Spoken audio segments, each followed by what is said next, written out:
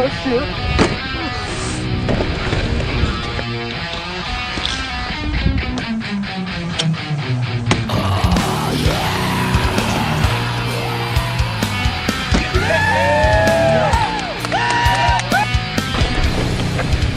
Oh shoot.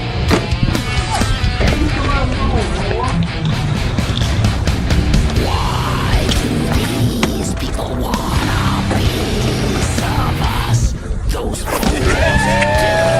They want to see what we're made of. United States of America, red, white, and blue will rip your throat. Oh shoot.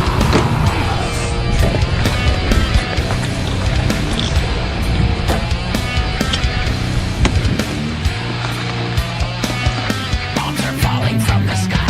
They can turn into suicide. Won't touch us so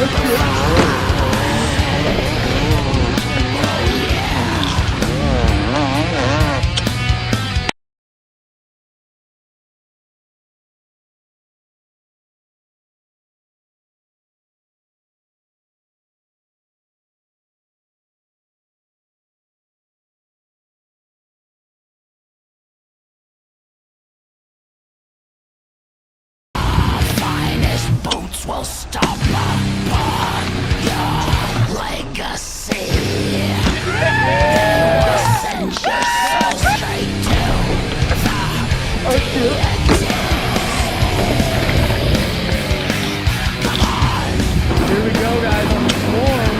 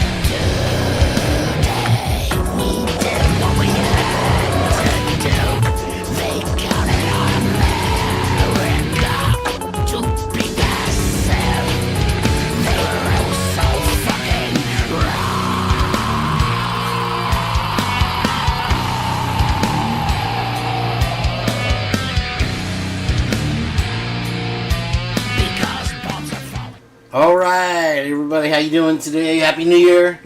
Get up on in here. Come on, this is the show. We're going to have Miss Potts on today. We got Rochford coming down, and Jenn from Criminal Confidential. I got fur on my finger. I got a confession to make. I forgot what it was. I lost my tooth. Again. Welcome, everybody. And yeah, that was Luigi. Luigi skates. You're only going to see it here on the Purge. Boom! The boy can skate. Alright, let's see what we got started with today. Hopefully Miss Potts coming up. There she is. Speaking of the devil. And so this guy was caught on camera doing the thing. Pretty bad. Pretty bad. And crazy day today. This one, it's gonna be okay, you guys. It's gonna be okay. But...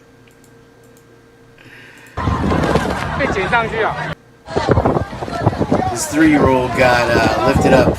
I'm like, I don't know how this got out of control so fast. There she goes.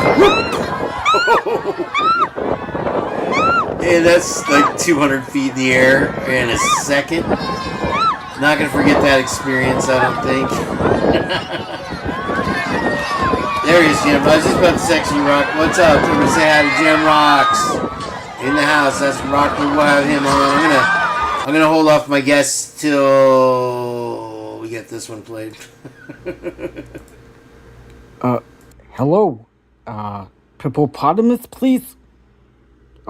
Is this Hellfist Joe? He's supposed to be over here for New Year's. We were gonna party together.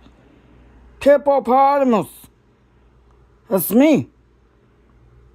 Dougie Puggy, come on. Come over. I'm waiting for you, pal. I got the Roomba ready.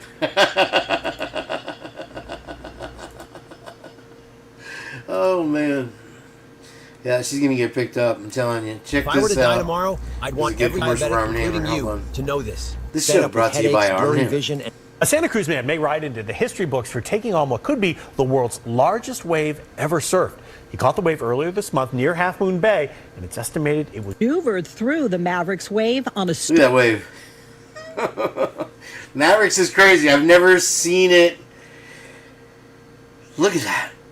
I can't even fathom what was going through his mind. They do an interview with him and all that stuff. It's NBC, so just look at the size of that. And then it turns into this mess. Stormy day, December 23rd. Pretty nuts. So that happened. And then here we go. This is the truth here. This is an individual certainly that has obviously some mental health issues, but I think this was more of a signal of dominance or control and revenge. I think the evidence is going to play out that at some point he crossed paths with at least one of the victims, and his interpretation or perception was rejection. He was not someone who could accept rejection, because in his mind he was a controlling individual. And I think the fact that there is more than ample evidence. That's an ex-FBI expert for you. Am I real loud, guys? Sorry, but I'm perfect. Okay, I like it. All right, how we doing? I can't move me today. I don't know why. Am I like moving me? Me. More me. Nope. See, he only wants to do the background. It's not letting me do it. Let me do it. Stop. It's this new effect I have on there. I put a little feather around the edges. And Tony's here. Twiz is watching. I got my punk thug shades tonight. I'm not going full Daniel. Well, I can go full Daniel. I know you want it. I do. Tony wants it. Nerds want it. Oh, that was a flashy thingy. That's coming. Here we go. Alright, so we got Miss Potts here, and I'm going to go ahead and play one more thing and have her on up, because let's get that started. That's what it's all about tonight. That's for you guys. If you do drop her, just catch her on the first bounce, please. If they do bounce, it's fine. She's got this big fluffy padded bum for that reason and that reason only. So if she hits the ground, that's where her bum's going to land. If she poos, they land there. Oh, nice. There you go. Don't drop her, whatever you do. If you do drop her, just catch her on the first bounce, please. If they do bounce, it's fine. She's got this big fluffy padded bum for that reason and that. Now that is a cute chick. I'll tell you. A couple more. I'm going to sneak in the really heavy ones. We got something from Casper West and Toes tonight. Everybody's favorite dudes. They got all the cool... I try to be cool. This is funny. If I can play it. Come on, Joe. Just trying to get him to stop around here. I said to him, Frank, would you mind please It's already great. Look, his back is to the camera. Like it's a different guy. Robin, just line so we can get out. I can't heard everything. For me, this place is fabulous. I want to do the line for you. Robin, the line, the introduction, just the one line that you've got to do, okay, please? I will. Yes, sir. Okay? Foul ball, a male hygiene spray. You know, sometimes below the waterline you could reek. That's why I need new foul ball. Something the part bearer thing. I had it upside down. Sorry! This is fabulous. I couldn't believe. Probably this can's too cold. We'll do the line now, just the introduction, one line, okay? Yes. All right. Hello, I'm Charlton Heston. Can we get another actor in, please? You can't wrangle him in. It's great. All right, let's see. Sorry, Miss Potts. Hold on more. I got so many good things. Hold on.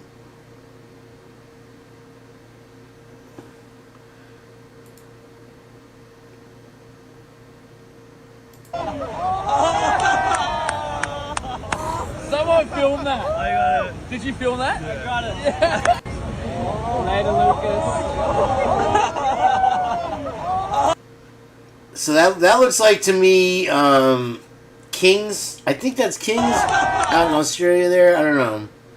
I guess it's not that close to shore. It's Kings is out in the middle of the ocean. That it has the look of it double up.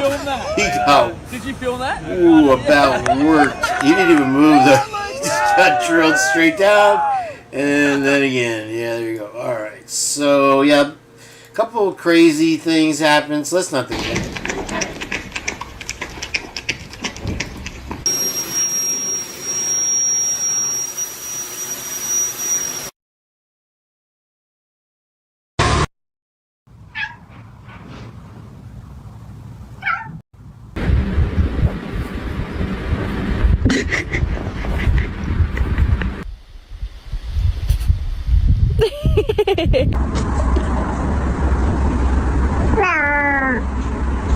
What's up?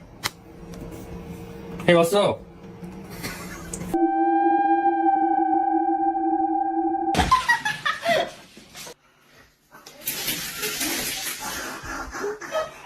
Sorry about that, guys. I did the rage quit thing again. My bad.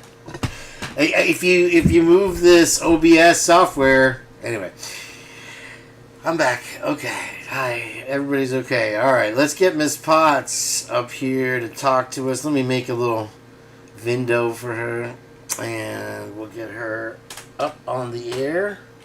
I'm hoping to have a couple more guests here in the future. There's a guy that did a song for us, and I tried to get a hold of him to play the song, but unfortunately he wasn't able to get back to me in the ears and all that stuff. So it is what it is, but I'll put the link. You guys can listen to it. It's pretty cool. Let me customize this real quick. Boom, boom. Anything else? Anything else? I guess she wants no. I had. Oh, darn it! I had a. Hello. I have a thing. Hello? Oh, my mic went down. That's right. I'm going to have to be up here when Miss Potts is on to be able to hear us. Here we go.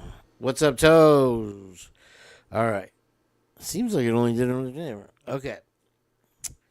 And let's get that link. Here's the link, Miss Potts, if you want to, if you can hear me. If you want to join, let me turn this up there. Is that better? No. That's all right. That's how it goes. We're going to let her talk, though, anyway. So, here we go. There's the link. Click on that and jump on in. I'll see you when you get in here. And what can I do? I don't even know. Oh, drop everything here. Okay. Let's see how bad it is.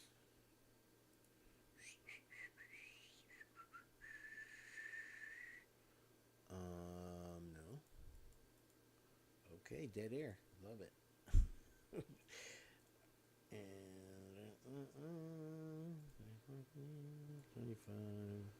See if we can't keep it up somewhere around there somehow. And then that over there. Is she still with us, Miss Potts? Still with us here? Just wants to go down, down, down. Let's see. Yep. Okay. Is that her? Hey, say something. Hello. There you are. All right. Let me get your avatar up here. Welcome in. Nice to have you here. This is Miss Potts, everybody, and welcome to Snark. It has arrived right here on the Purge. And let's get your welcome music in here. We got Miss Potts on the line. All right, babies. Here we go. All right. Well, how you doing today? Happy New Year. Can you hear me okay? I can hear you great. Oh, okay. Hey, how you doing? Doing great. Thank you. How was your New Year? Happy New Year. Mine was good. I worked. How was yours? We had a little party down at the clubhouse and played some music, drank a little whiskey, and that's about it. And today I've just been excited to have the show. Let's see if I'm trying to find your... where did I put it? Oh, right here. That should be it. There you are. Okay, that'll work. Okay. Now I got your avatar on the screen there. Okay, so... All right, we wanted to get into a lot of things today, right? There's a lot of stuff that happened. I wanted to start with this video right here real quick and see what you think, because we want to talk about the Vegas stuff, right? I mean, I'm down for Vegas for sure. Okay. Well, this is something that I came across, and if you guys are familiar with Mandalay Bay, October 1st, 2017, there was a shooting at what concert was it, Travis Scott?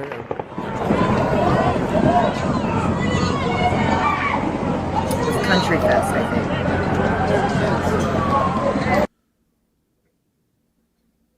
This is what I came across.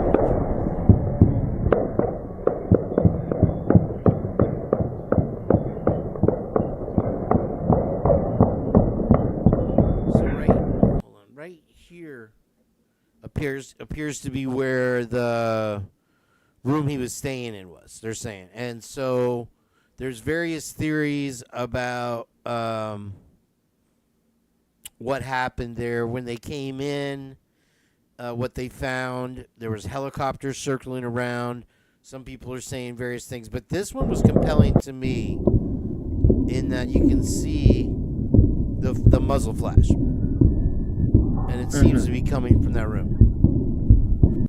So what do you think of that? I mean, I think it's pretty interesting that they allege he, was able to break out the windows of that hotel. Those windows, from what I understand, the glass on them is so incredibly, incredibly thick. They're built to withstand earthquakes and things like that. So I find it very hard to believe that, he was able to bust out the window. Right.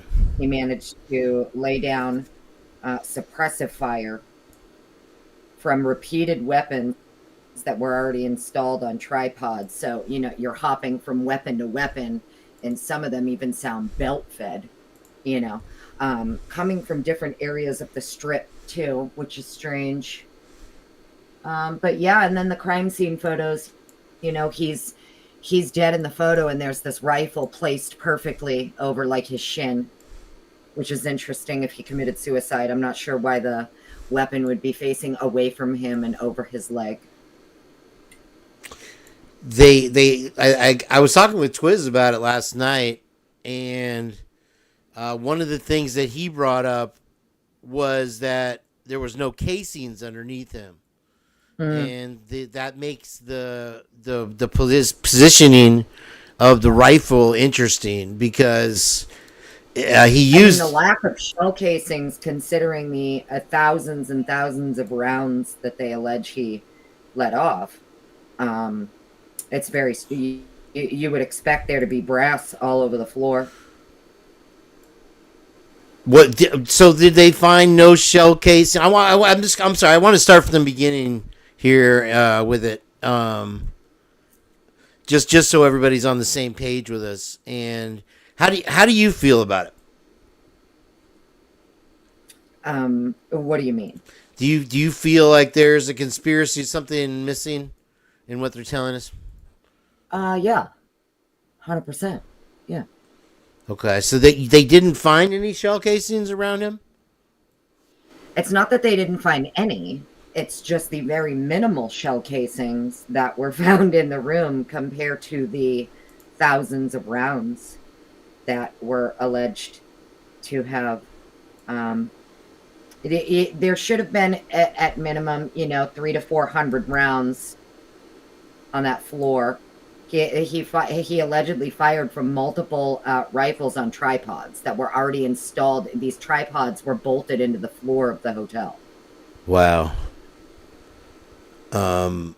So, okay, so if everybody's not up to speed, it's 2017, October 1st, concert's happening, all of a sudden, shots ring out, and over 60 people lost their lives, and over 100 were injured. When you say you're injured by an assault rifle type weapon, it's life changing. It's not like you get treated and released, right? So we can guarantee that at least 200 people that were there are very interested in what really happened in this case, right? Well, when it comes down to, like I was saying, when the shots rang out, there were people on the ground showing they're nowhere near where the concert is happening, and it sounds like belt-fed fire is happening, and they're not anywhere near the concert. They're way further down the strip. And like at one point, even the Tropicana, if I remember correctly, there were reports coming out of the Tropicana were shots being fired down there as well. So, all right. So they found the guy, and I posted something. I don't know if you saw it. Apparently, his house caught fire or was broken into. I'm sorry. And then while his wife was there, and there was security there, and I can only imagine he had a pretty sizable estate. And I don't think it was his wife. She was his girlfriend at the time. Okay. I don't think they were married. And if I remember correctly, when the house caught fire, she was in custody. She was in federal custody already. Okay. Being questioned. It's very interesting, though, that his house goes up in flames while there's a federal investigation happening. And they literally bulldozed for, it. like child porn.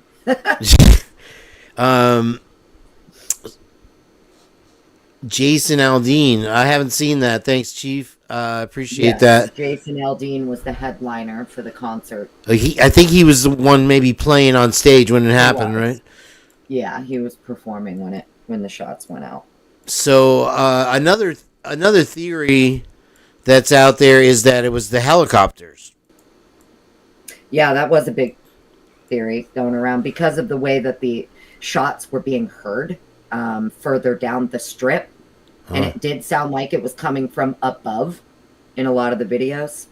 I wouldn't doubt it at all. I mean, it's a lot easier to lay down suppressive fire from a rifle that's mounted on a tripod and a chopper than in a hotel. Well, somebody brought up the very accurate headshots. I think, especially in the beginning of the tragedy, that appeared to take out a few people. I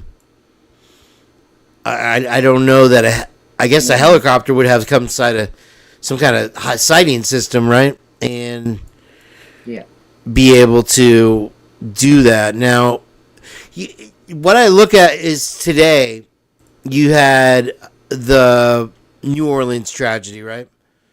And there was a terrorist action, and that's what alarms me about this case, is that obviously it's an act of terrorism, but it's blamed on an American, and because he was frustrated with the casino about the way they were treating him as a gambler, even though he had a comped room with a private elevator at the time. And sorry, I whenever I have a guest, I have trouble with the audio, so I have to work with it. But Did you have anything to add to that? I mean, he was a professional gambler by all accounts. Okay. He had no job at the time, yet he owned a private plane. The house that caught fire was like over $500,000, if I remember correctly. Somewhere in the range of like $750,000. You know, it was very interesting to me that they were able to show video footage of him from inside the hotel, loading up the dollies for a few days, bringing all of those suitcases and stuff into the room. Once I saw those videos, I just suspected, okay, he's a gun runner. Makes sense. Private plane, professional gambler. He's bringing up all these suitcases into the room. I was always under the impression that this was some kind of somebody was supposed to be buying a shit ton of weaponry, and it went very sideways. That one kind of seems to ring true. Because the security guard that ended up finding him didn't find him until after he'd already taken his own life, I believe, right? Yeah, and after the security guard got shot.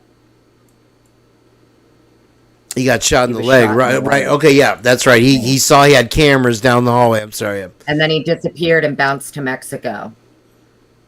Right after. And several people were killed or died after. I want to say like 10 people died mysteriously, car crashes, heart attacks, and suicides once again. And yeah, and that security guard only ever did one interview after, and it was months later for the fucking Ellen show, of all people. Ellen. Wow. Is she still? She's not still around, is she? I've never seen Ellen anymore. She got canceled too. She was a victim of the cat. That's right, because she was mean to her staff. So, all right. I know you're excited to get into these documents. I just the one more thing about that is the police chief was moved to Maui shortly before the fire there, right? So if you're anybody that's wanted to paint their roof blue in the last couple years, you might want to listen up. And so he was, what was he, police chief in Lahaina? Who? Which one? He was the police chief in Vegas during the time of the shooting, and then he was somehow moved to Hawaii, and he was in charge of the police department there in Lahaina. And then that's where all of the houses with the blue roofs got burnt up. Yeah. Right. So the thing that strikes me is when, like today, with the New Year's tragedy in New Orleans, is that they're very quick to jump on this was a ISIS terrorist. Say again? Twiz says he's the governor. Oh, he's the governor there, yeah. Okay. I knew he moved into an official position there. And I don't know who was calling the shots, but they wouldn't let the fire trucks in and they wouldn't let the people out. But it's like, I don't know. I see the connections. I just don't see who's behind all it. I know is that, Vegas, in my opinion, was one big, I don't know what they were doing. It's my very strong opinion that Stephen Paddock was a gun runner. There was supposed to be some transaction, some exchange of a lot of weapons that night. I think that, something was intercepted. Something, maybe he thought the people he was bringing these guns to, think about it. Once you're getting everything set up. It was all set up in the room too, like it was going to be shown. You know what I mean? It's set up so like you can come in, take a look at what you want. There's magazines to go with it. Like you would see in a movie. There's a really good chance that if you are like someone who wants to commit, say like a crazy, mass attack on the Vegas Strip, I mean, a really easy way to do it is to intercept a huge gun run. Okay. All right. So what did Like you... that security guard is sketchy AF to me. I've always assumed the security guard knew exactly what was going on. It seems... sorry. Oh, that's all I think. Well, I think it seems like he had everything under control. He had the private elevator. He already had the staff being well tipped. He's got the room comped. He's looking like a big spender.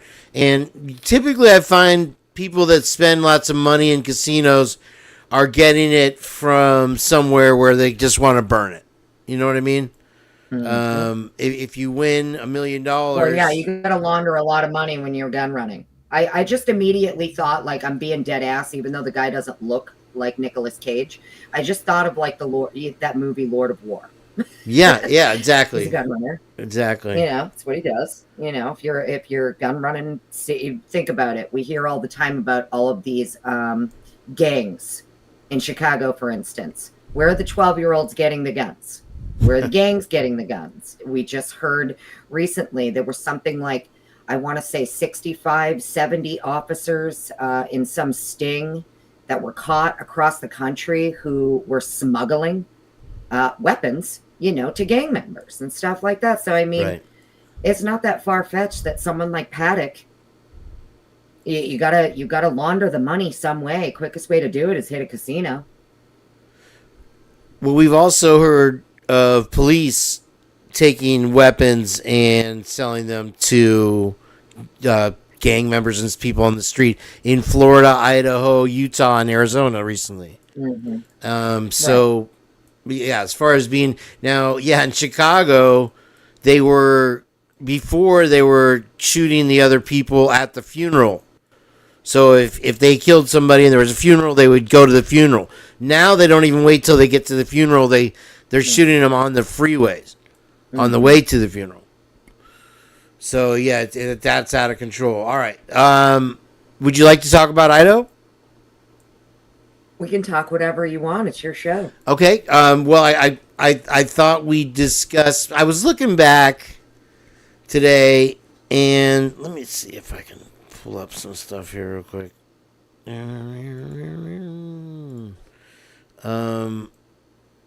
yes, they have, Chris. Andrew B. Myers, and his take on the death penalty response by Judge Hippler, and he this is about a month ago show, but he seemed to think that the defense was at a loss right now. Like they're getting beaten up from about a month ago, say the end of November when that was rejected. Going back that far and with what we've gotten recently, where do you think we stand? Personally, in my opinion, I think Kane is absolutely fucked. I think he's going to be in a lot of trouble, if you want my honest opinion. I shared it to my community page. There is a document that was filed. It's the defense's response to the state's objection for the AT&T warrant trap and trace.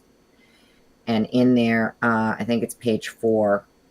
I shared it to my community tab. Brett Payne signs his name and attaches his name to a sworn affidavit of Lawrence Mowry and uses it to obtain warrants. So he's fucked. I can't. Sweet. I can't. You're not allowed to do that. It's a breach of protocol, right? But the thing with Payne, it's not even just a breach of protocol. You are not allowed to take someone else's sworn affidavit, assign it to you, and swear that it's your affidavit.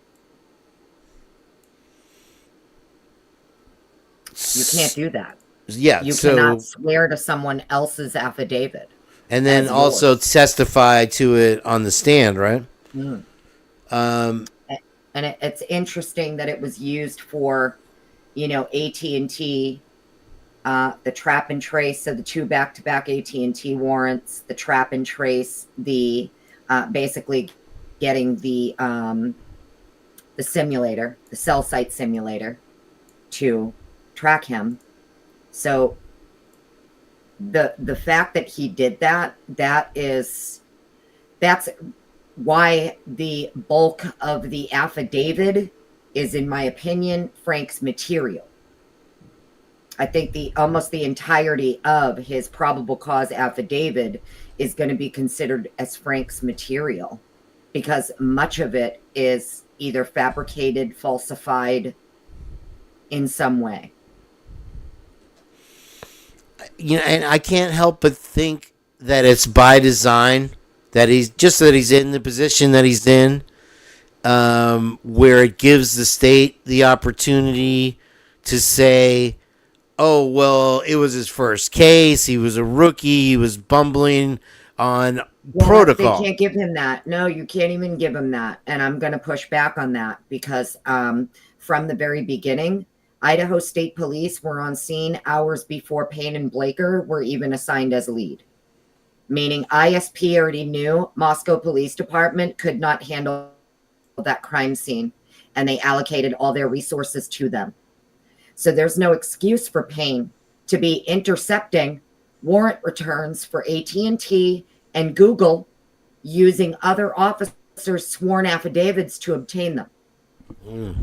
And he's intercepting that information when it comes back. Now we know why Mowry on the stand is saying, well, it was another investigator. It was another investigator accessing those files. It wasn't me. Well, I think we know who that was. So he literally had to intercept them. They weren't just put on his desk.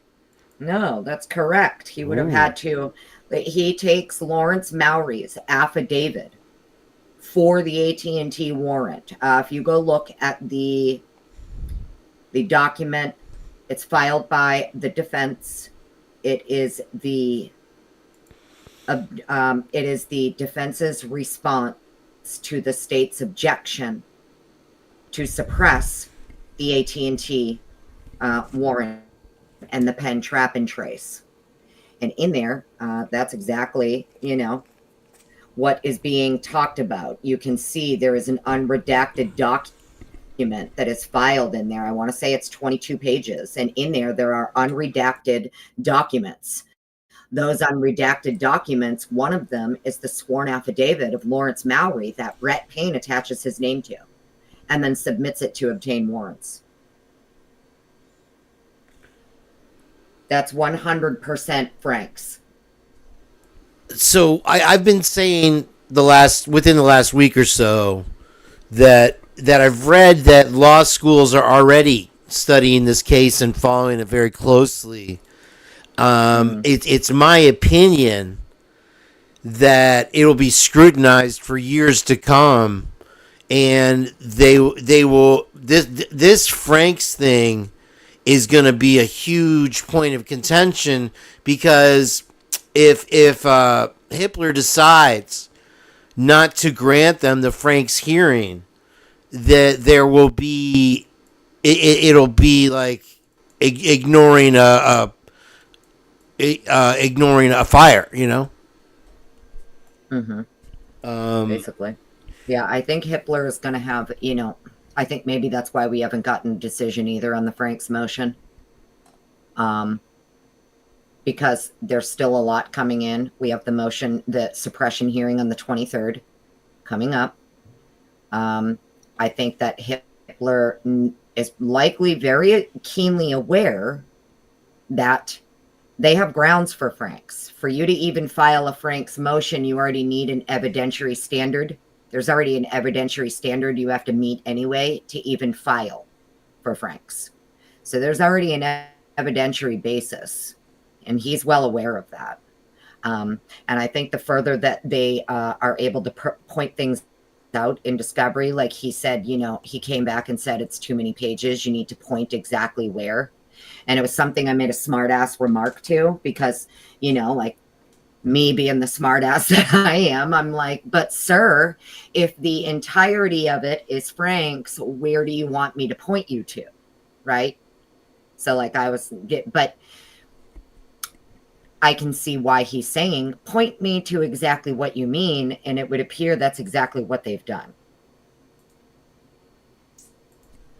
And it almost feels like a volleyball contest or a political contest here, because now I know that nobody wants to do extra work, and so when they filed that motion and it had too many words, they did have grounds for that. It was 36 over 23 or whatever it is, and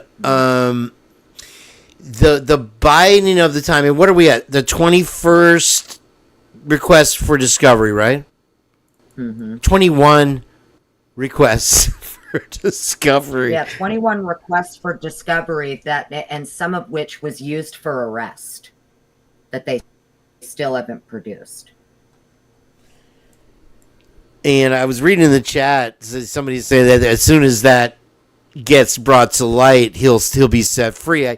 The thing is should the Franks motion be heard, and what happens if they're successful on the defensive side with the Franks, and it goes to hearing, and they have a positive result? What's the outcome? What's that called? I mean, the outcome of that is going to be a mistrial. You're going to get a mistrial declared, because basically, if Judge Hippler grants a Franks motion, they have a Franks hearing, and the defense is able to prove that your affiants willfully and intentionally, with reckless disregard for the truth, lied in their affidavits to obtain warrants and buried exculpatory evidence, that's a dismissal. That's a mistrial. That's everything gets suppressed. Your arrest warrant is gone. Everything you obtained from it is gone. Every warrant you applied for prior, right? Like, it's just say bye to your case. A Franks is no joke. They're very rare for you to even get a Franks hearing. And if you do get a Franks hearing and it's successful, 9 times, usually the case is dismissed. Mm-hmm. I'm looking for something. Hold on. Where are you? I'll find it. It's got to be here. Sorry. So, in that case, the case is dismissed, and does that prevent them from bringing him up again? Because they did that with Alec Baldwin, right? I think it would depend if the court dismisses it with or without prejudice. I see. So it would depend on how the court rules. It's either dismissed with prejudice or it's dismissed without prejudice. It's kind of like what's going on with another case in Idaho right now, where there's a civil, because even though it was dismissed without prejudice, there's a civil case that's happening in the background from it. But the dismissal without prejudice means that they could still come back and file criminal charges should any more evidence, like pop up, or they come across new evidence. If I remember correctly, I think they dismissed it without prejudice, meaning he could still be charged again. Okay, so the adding of the with prejudice gives you that protection of retrial. If I remember correctly, yeah, that's what they were saying. The Supreme Court, when it was dismissed, the charges were dismissed, they were dismissed without prejudice, and I think that meant he could technically be charged again. But this was another case where there's a civil suit happening right now for wrongful death as well. So it's almost like if they find liability in the civil suit for the wrongful death, it's almost like they'll try to use that to bring a criminal charge again. I'm not sure. Well, I'm a lawyer and I don't know shit, so don't quote me. Neither of us know shit, folks. Listen, she knows more than you think. But that in the OJ trial, the Goldman family and the Simpson family or the Brown Simpson family, were successful in their civil suit. Although I don't know that they ever got a dime, but they did find him guilty or responsible, and then the trial was never brought back to a criminal But thing. he was also never charged again for the murders. Right. So you can have So you can that have the must civil. been dismissed with prejudice. I forget which one it is. If it's either with or without. One of those, you could still get charged if new evidence came to light. But when something is dismissed fully, I believe it's with prejudice, without. I forget which one. I really don't know. I'm sure someone in the chat does. But either way, there is one where you could still be charged technically, one where you cannot. Okay, so yeah, I think with prejudice means that they have some type of reservation about dismissing it. I believe that's what it was, because Swifferfly says the Rust trial was dismissed with prejudice, and then they tried to bring him back up, and it would be Heather, she would know. Heather, yeah, Heather will be here. We got Jenn coming up too. Jenn, you can come up now. I'd love to get you two girls talking together, actually. This is the link, Jenn, if you would like to come up. Thank you, Twiz. Yeah, with prejudice would require new evidence, and it would have to be different charges. Okay, thank you, Twiz. I see, okay. That's okay, so I was the opposite. All right, so speaking of Twiz, with prejudice is permanently dismissed. Thank you, Maury. With prejudice, permanently dismissed. So Yeah. without prejudice means you could be technically charged again, or for a different crime or a lesser crime or whatever, I think. Okay, so we were talking about the Vegas thing and then we talked about a theory that kind of just again, it's my opinion, my theory that popped into my head was that he was talking about how Kohberger is going to sue the state when he gets out, which would be likely, of course. And I kind of rebutted with he's never going to make it out. Right. And he didn't seem to, I wasn't able to really drive my point home with him, but I related the ease of the move to Ada County as an indicator that we'll have like an epi situation here, because now he's not in solitary confinement, is he? No, if I remember correctly, he still is. He's not in general population. But it's a larger situation where he's probably somehow around more people have access to him, or maybe I don't know if his lunches are brought to him, whatever. But it seems like, as far as opposed to Latah County, there's a higher likelihood that there could be an oops, shank, and right before the trial, whatever. Yeah, but why do they want to? What would be the purpose? If he's the right guy, why would you want to kill him? Right, but I feel like they're backsliding so hard right now, despite the fact that they won't face it or admit it. They're losing the PCA. They're losing the arrest reasons, and they're obviously not getting any experts for the I see what DNA. you're saying, though, you think that they'd rather just kill him than have him come out and sue the balls off of the entire state, the police departments, right? Thank you. Yeah, you put it in sense. very I eloquent can see words. where you're Thank coming you. from.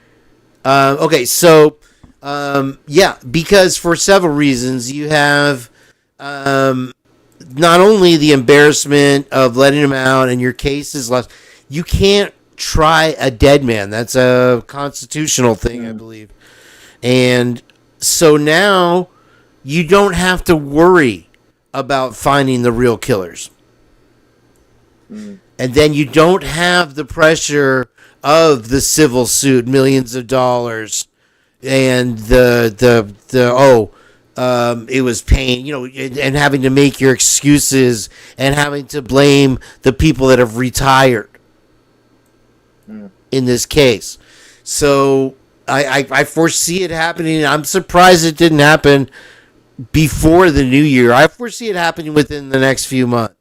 And I think that I always feel that there's a shadow on this case lurking in the backgrounds, waiting to make its move. And they want so badly for this case to lose momentum, to lose interest. And it has, just like anything else, it has its ebbs and flows. But for the most part, we're not turning our heads. And I just feel like there's something waiting to pounce. Well, see, I have that feeling too, but my feeling is that what's waiting to pounce is that, how can I put this? I've been saying it for a while. There's no way the federal agents involved with helping Payne and Blaker and Mowry are for a single second going to let them try and blame it on the feds, which is what they attempted to do. In the beginning, while everybody was still under John Judge and these officers were being called to testify, it's all, nope, wasn't me. Feds. It was agent, balance agent, this person, agent, that person. And something tells me our feds likely picked up very quickly, getting into Moscow, exactly what was going on there if they didn't already know prior to even arriving. So something tells me that even though, we all think there's something going on in the background, I truly believe there is something going on in the background. It has nothing to do with Koberger. You say they packed up and left because they were kicked out after they were blamed, right? I don't even think it's that. I think that if you want my honest opinion, I think feds have been watching everything going on in Moscow long before this crime even happened. It's my opinion, feds were already monitoring something going on in that town before these murders happened. Beyond a criminal activity in the civil sector, maybe corruption in law enforcement?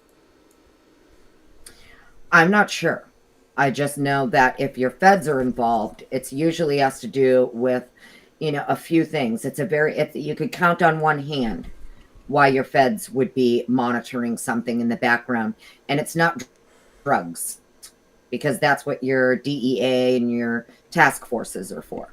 Feds are there for RICO. They're there for trafficking. That's usually what your feds are brought in for.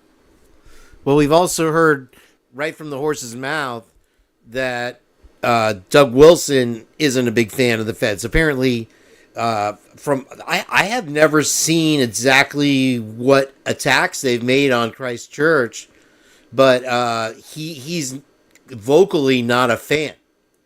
Doug Wilson, I don't know anything about the dude as far as like his church or anything, but I've watched his No Quarter November videos, and they're fucking hysterical.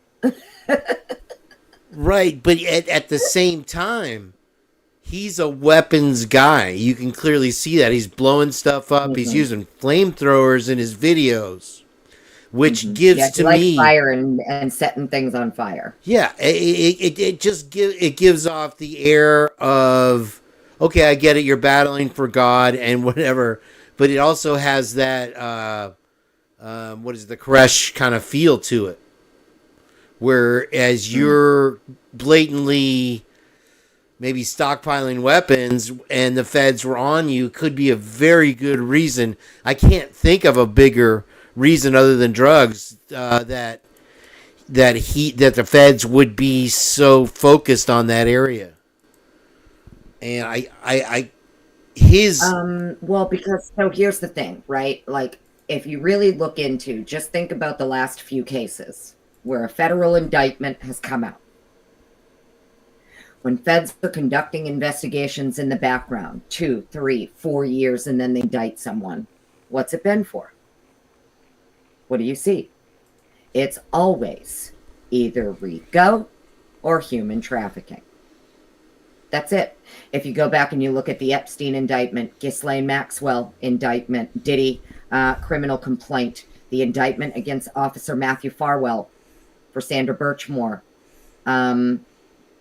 you know, those are the ones I could think of off the top of my head recently. Federally indicted people, right? What were they indicted for? Traffic. Bingo. It's trafficking, RICO, usually both, because the RICO goes in tandem with the trafficking, because the RICO is like when you turn a legitimate business into an illegitimate business to launder your money from your trafficking. So all your proceeds from your trafficking, you need to launder them. So Diddy created the record labels, the clothing labels, the alcohol. They're all fronts. That's what's alleged. Very successful ones. They're all front businesses to launder the money. Mm-hmm.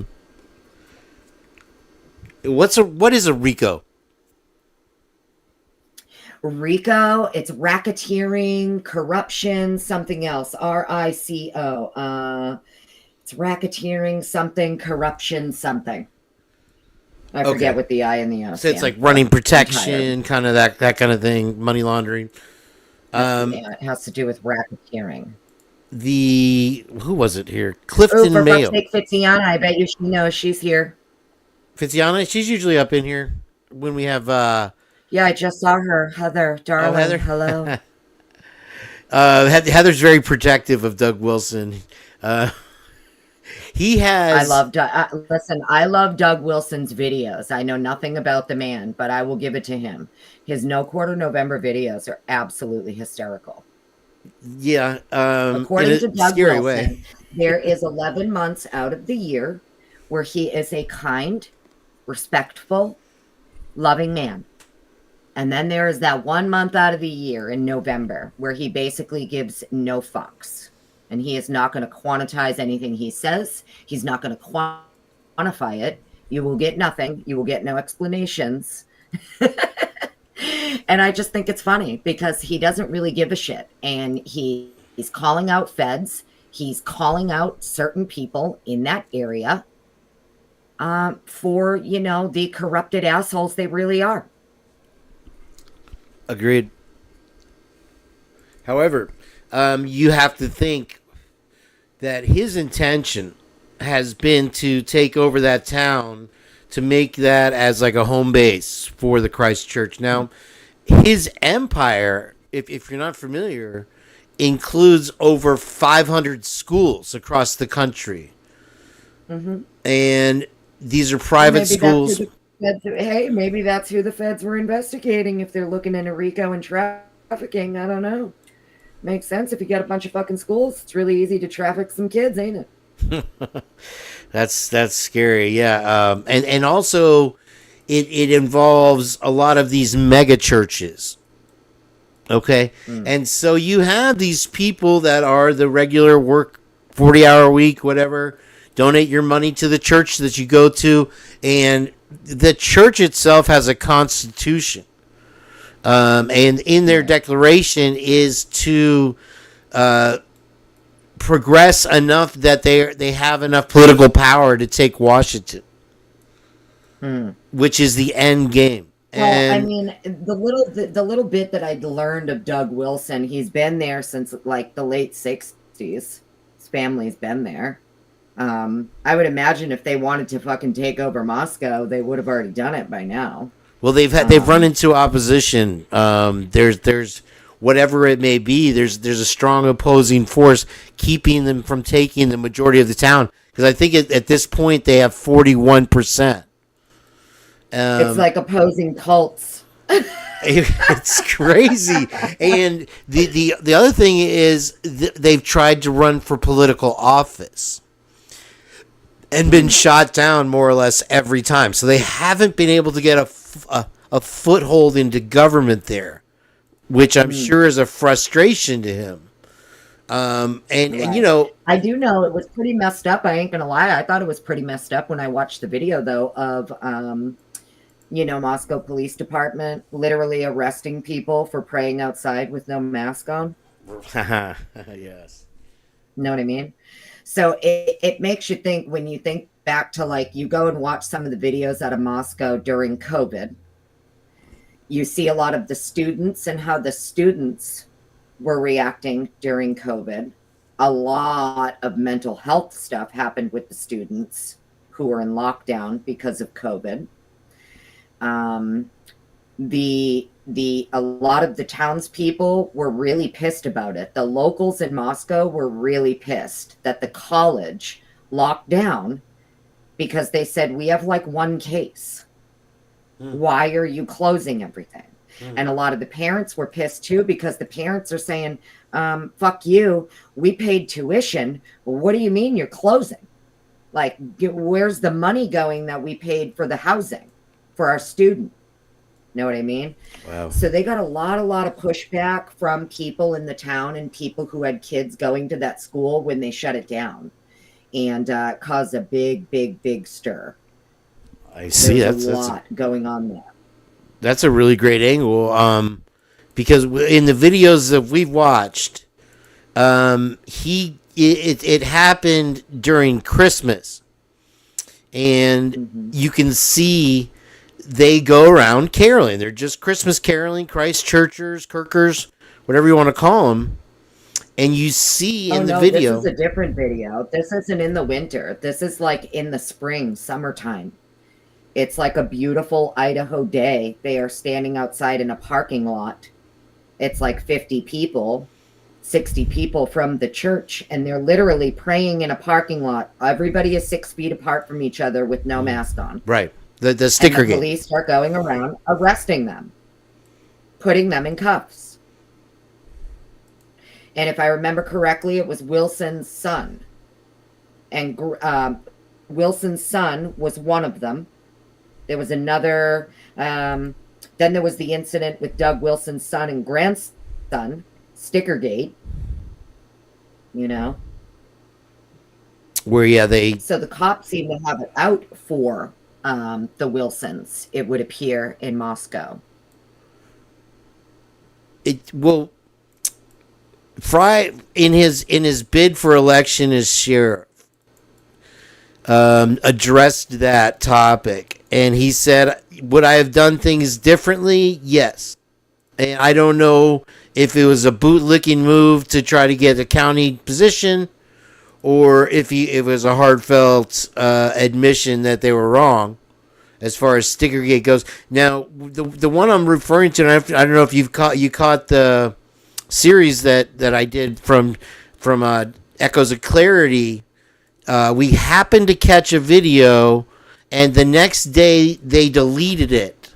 But fortunately, we'd recorded it on Echoes of Clarity's channel, and I played it back for everybody. And it was the Christchurch Christmas caroling on Main Street there. I guess you call it the town square where the big clock is, and the local business owners were all flipping them off, yelling and screaming obscenities at them. And the Christchurch just continued to go from business to business caroling. So it was less of a spread joy thing and more of a create conflict where there's going to be conflict. Well, so what? I don't give a shit. The way I look at it is, if these motherfuckers want to go out caroling, let them. If people want to stand outside and pray with no mask on, like, you know what I mean? I agreed with everything that they said in that tiny little town. Okay. I'm going to be straight up honest with you. When I went back and watched some of these videos from COVID, I agreed with the townspeople that their police were basically like goddamn, commies. That's exactly how the police were acting. They were acting like damn communists. Okay. Going around telling people that they couldn't have people at their houses. There were people outside. There are videos of like people standing outside in their driveway with other neighbors, and police are rolling up telling them they need to separate. You can't be near each other. In a town with 20,000 people in one case of COVID. So I agree with them.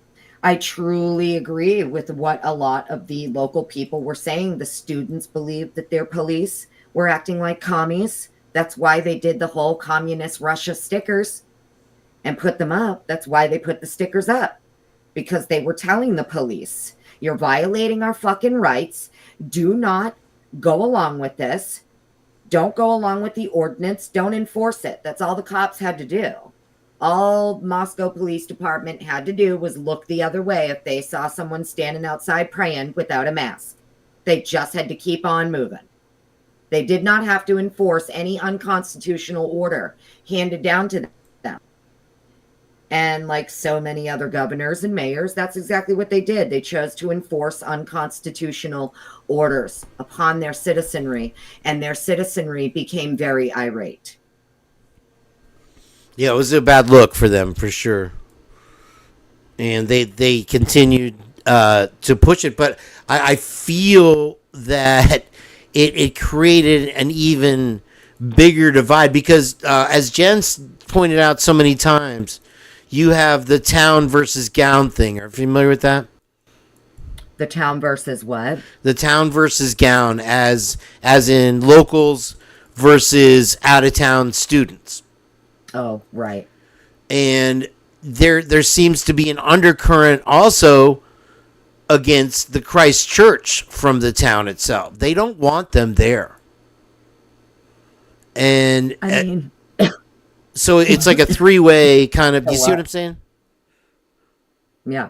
Well, I think a lot of the people in the town, I think it's the opposite, right? I think when you hear that people in the town don't want Christ Church there, I don't think it's actual townspeople.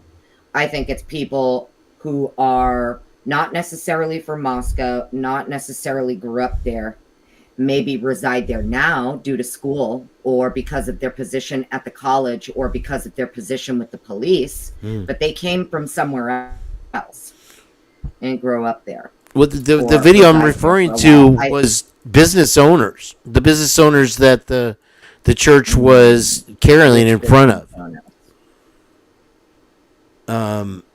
At least in that like very part of the video. Diversity and equity we need, because that's why a lot of the people don't like the Christ Church, because Idaho's been having this big, huge freaking thing with their abortion laws and all this, and I don't want to make it political, but that's exactly why a lot of the shit in Idaho is happening, because of the politics. They have a very, very, for the majority, conservative, large group of conservative people there.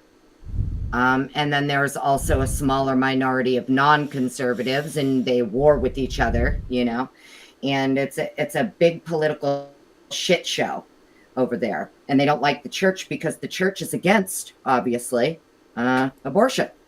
And they fight for that fervently there. So, yeah, I think also that the church has an agenda to basically own that town and run that town.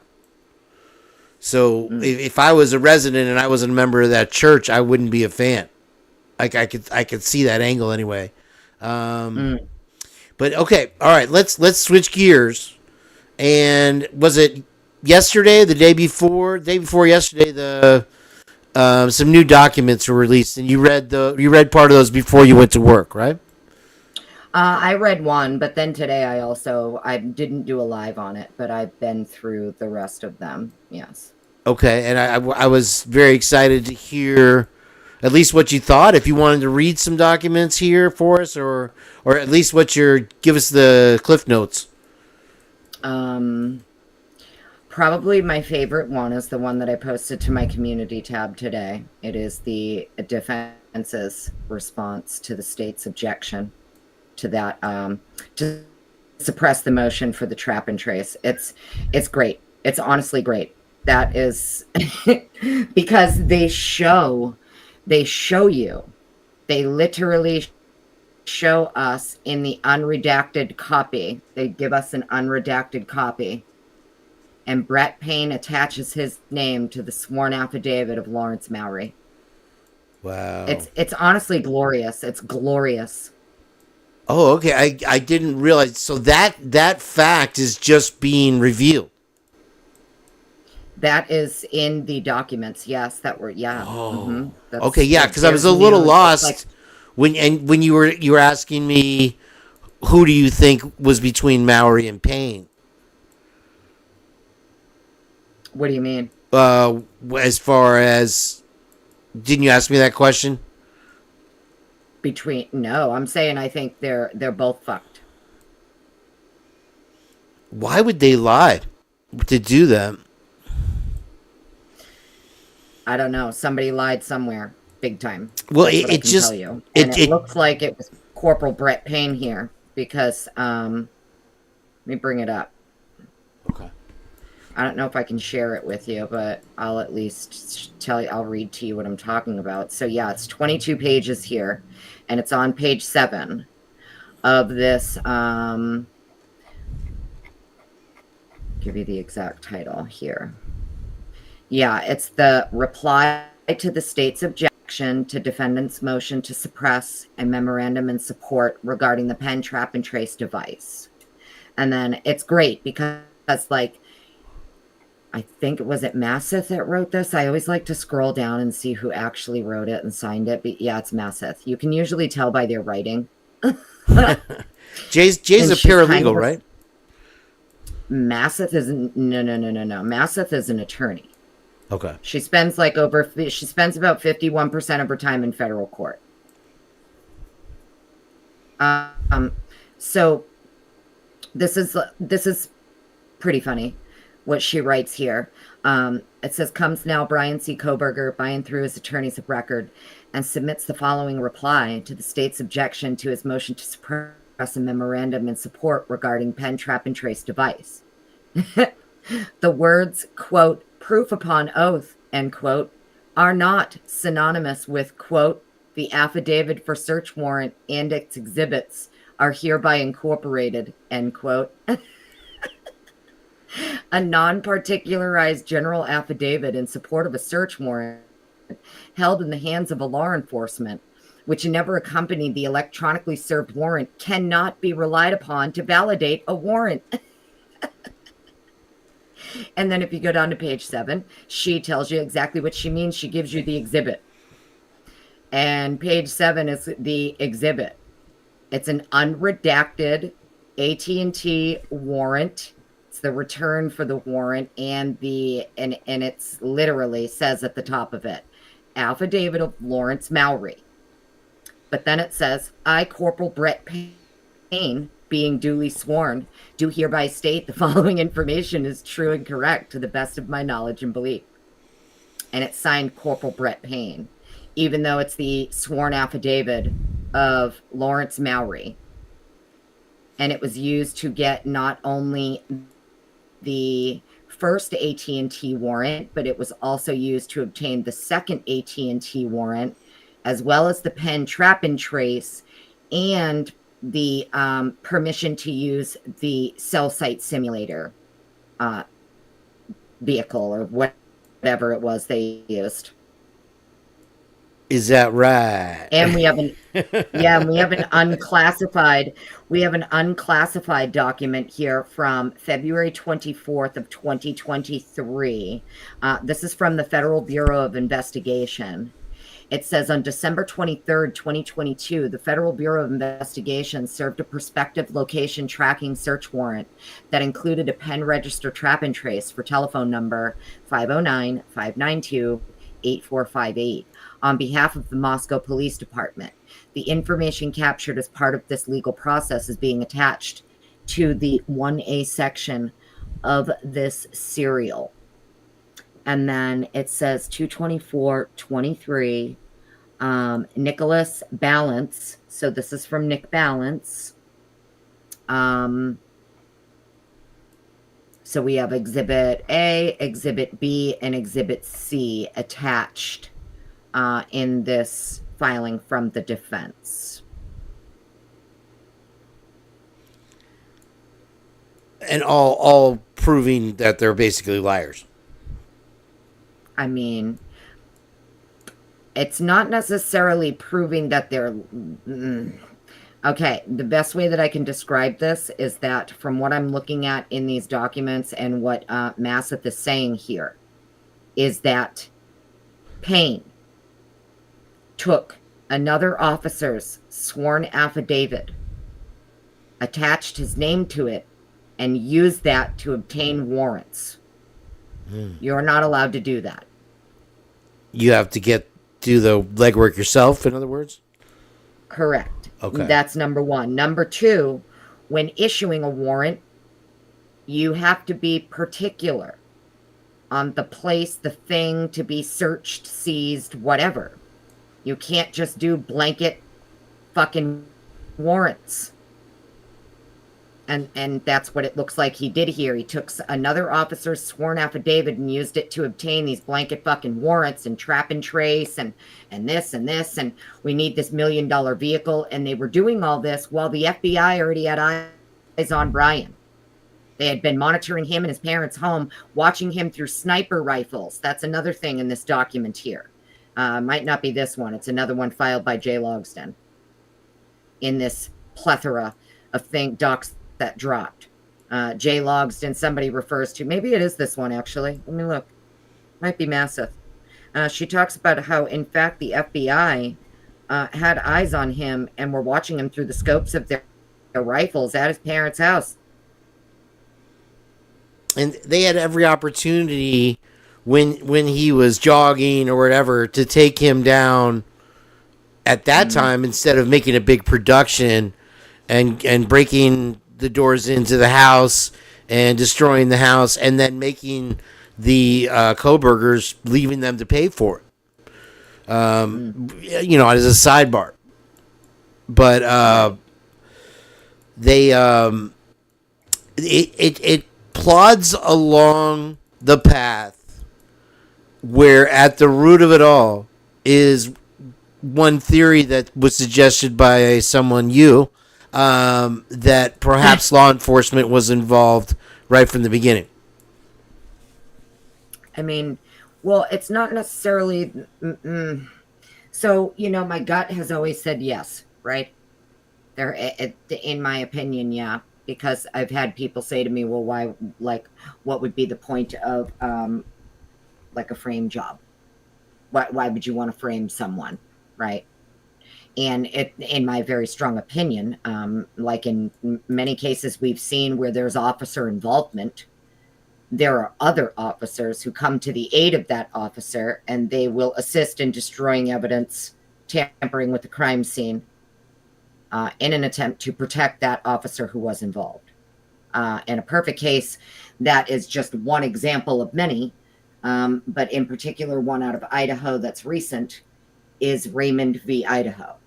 And if anybody wants to look up that case, feel free. I think I may have even done a live on it. But in Raymond v. Idaho, an off-duty Idaho State Police officer was driving under the influence and plowed into someone who was making a lawful left turn and killed that person. And the Idaho State Police, who arrived on scene, proceeded to help that officer destroy the evidence at the scene and attempt to cover up the crime for him. Yeah, we see it over and over across the country. It's not confined to Idaho by any means, where they cover up for each other. It seems the only time that they'll turn against one another is when there is a breach of protocol or a path to power that somebody needs to be removed, and they'll use blackmail against them. I think that, you know, we saw the thing with the whole class of 75 officers that were all ended up being corrupt, that were all from one police academy graduating class. Are you familiar with that case? Yeah. Well, a little bit. And I think I also just heard, too, something like they just did the report. And I think since like 2005, it's something like 475 Idaho police officers have been decommissioned, decertified. can never be cops there again.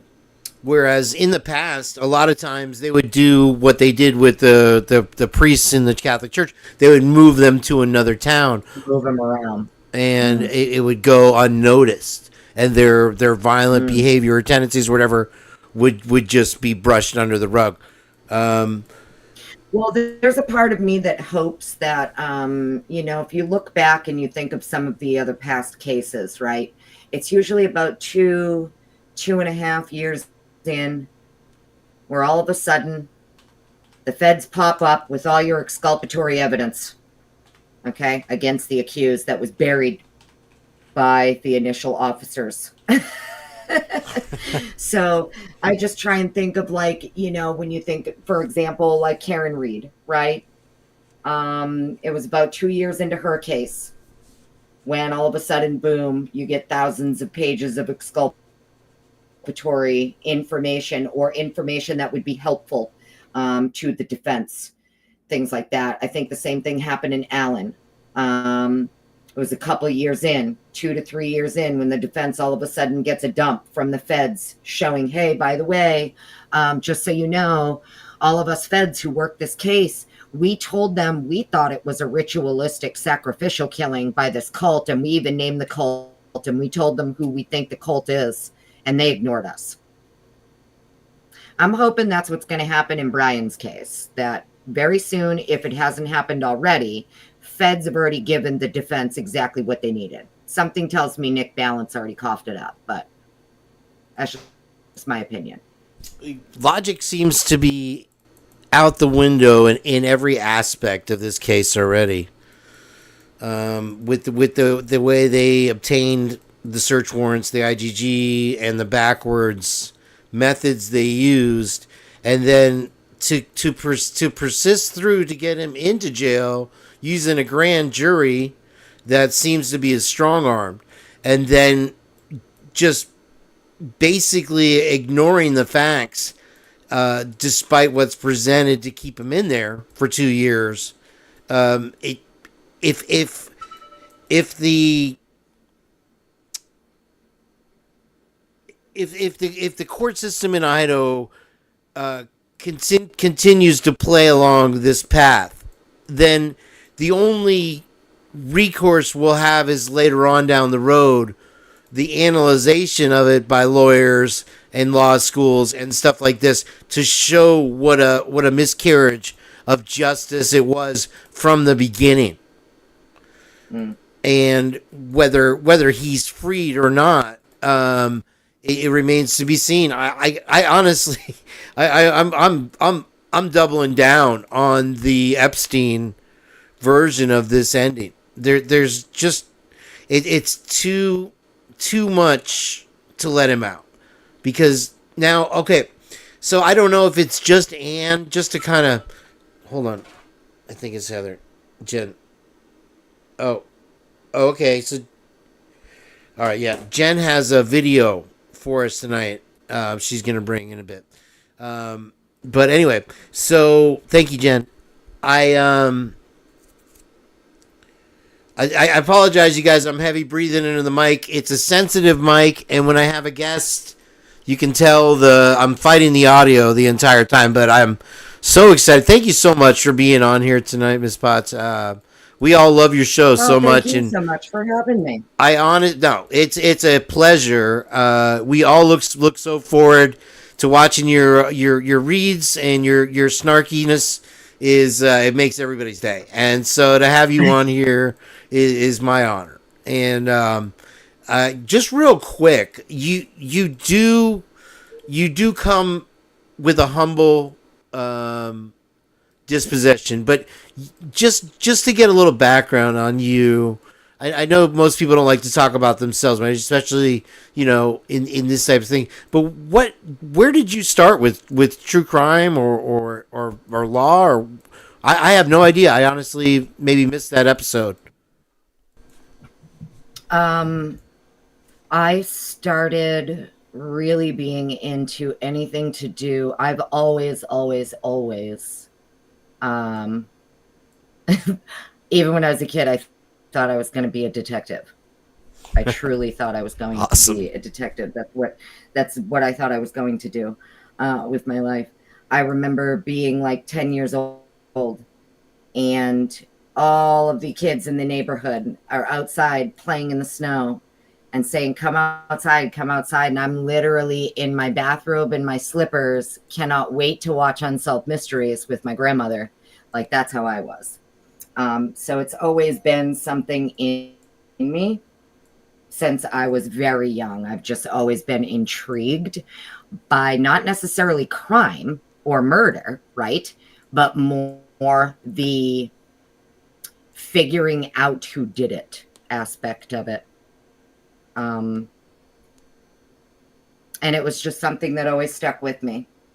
So it's more of I don't want to call it a hobby, but I would say it's definitely an independent hobby that I have that's been a part of my life for a long time. But I'm also a doc nerd. I just love reading legal documents.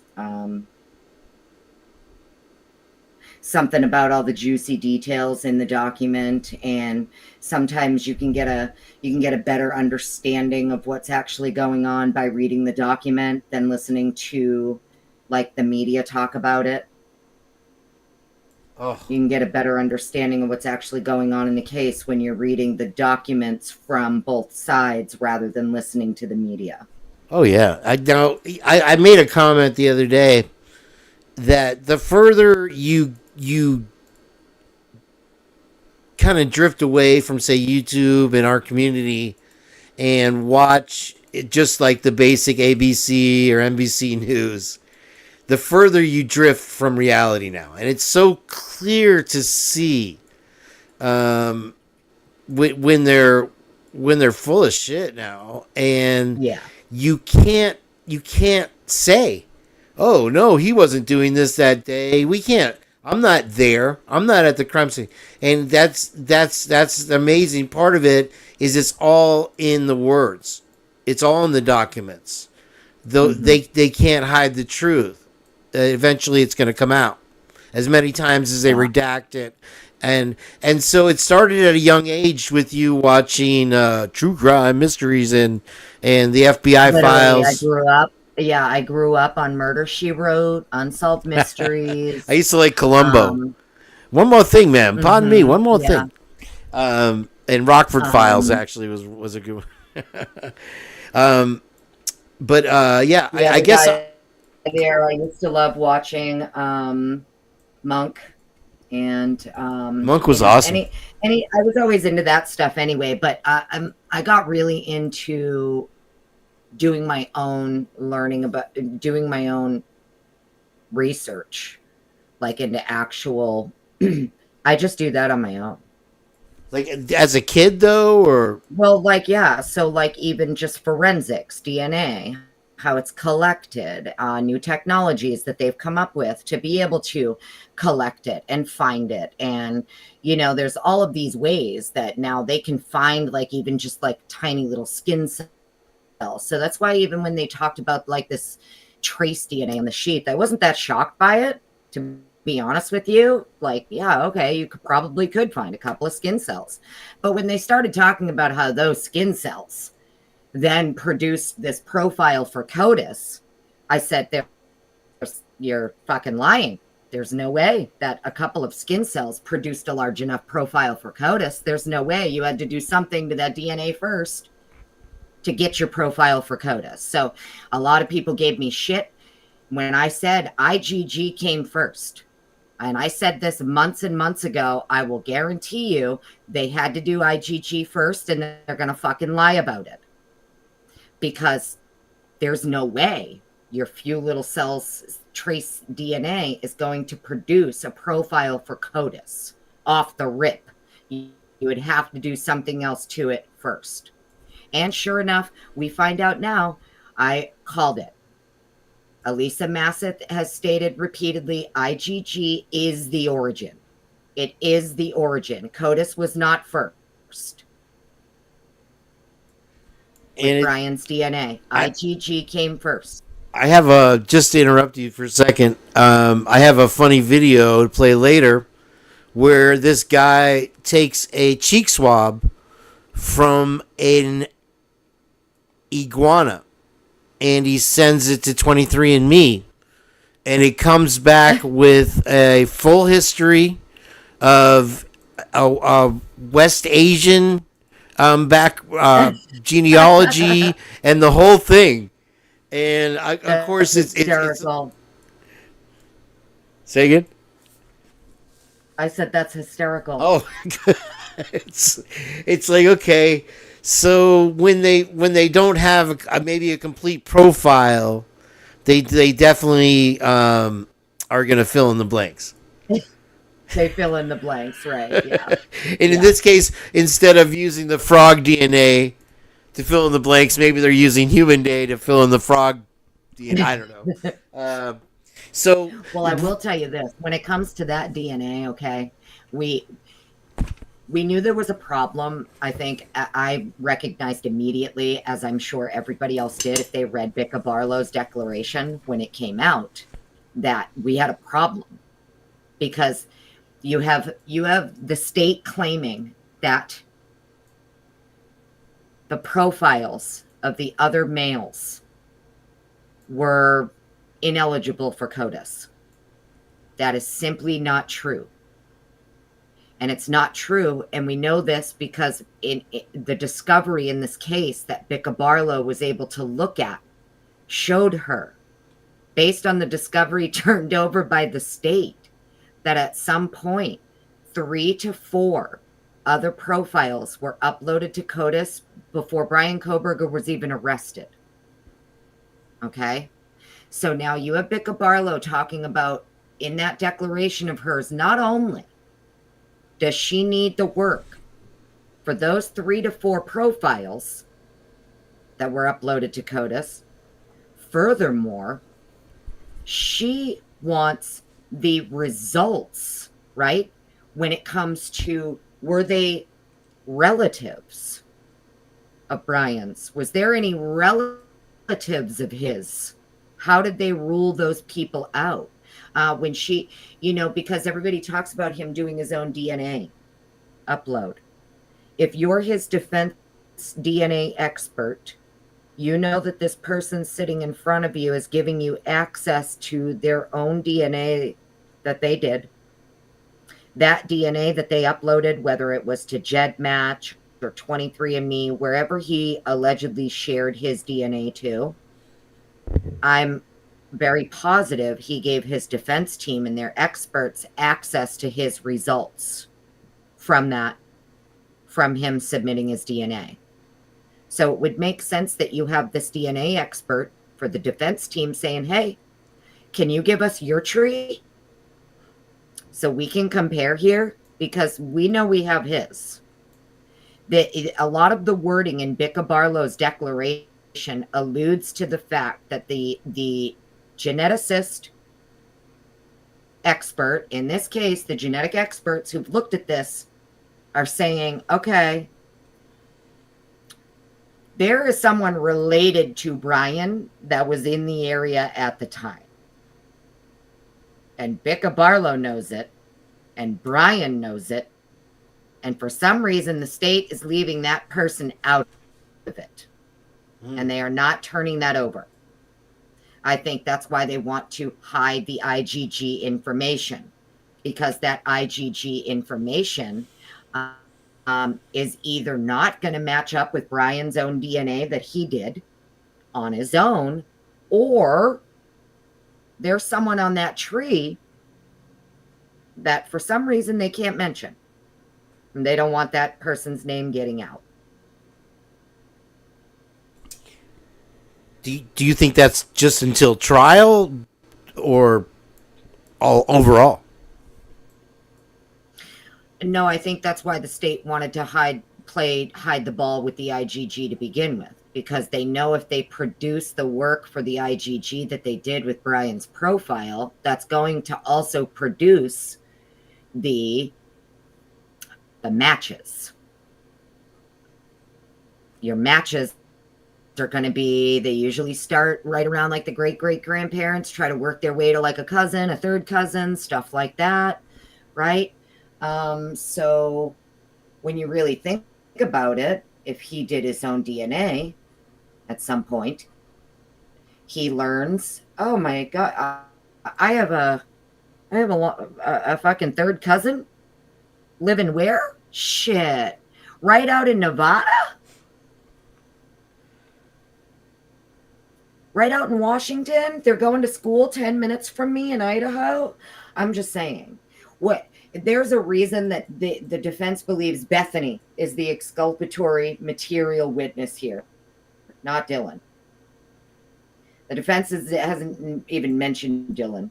The defense is all about Bethany. For certain.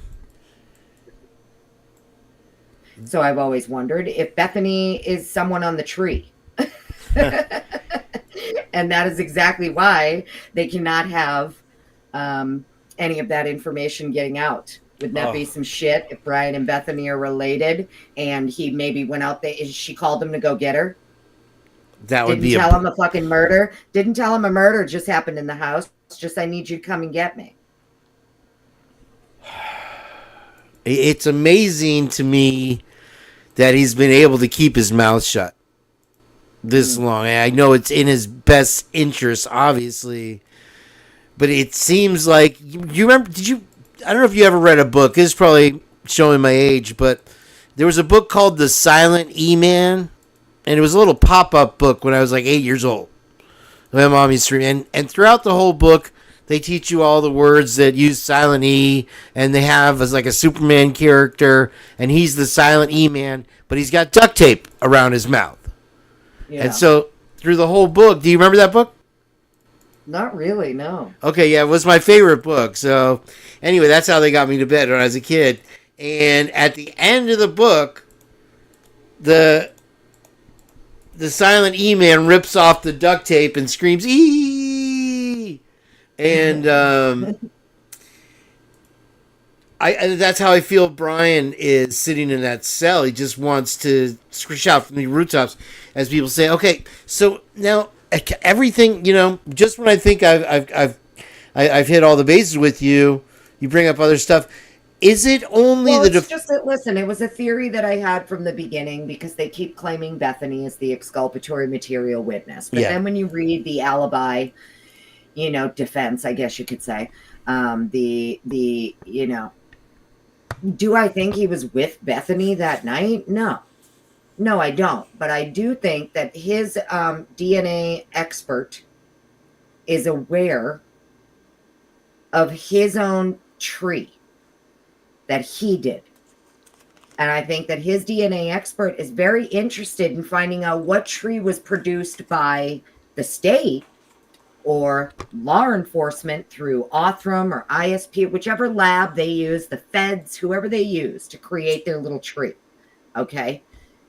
The DNA experts in this case want that. And I think the reason they want it so desperately, as Becca Barlow alluded to, is because they want to know what other matches on Brian's tree popped up. What other matches were on his tree that were people in the area at the time of the crime? That is what Becca Barlow was very interested in.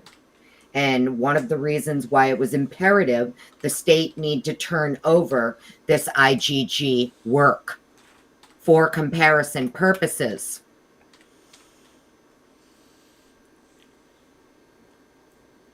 So they have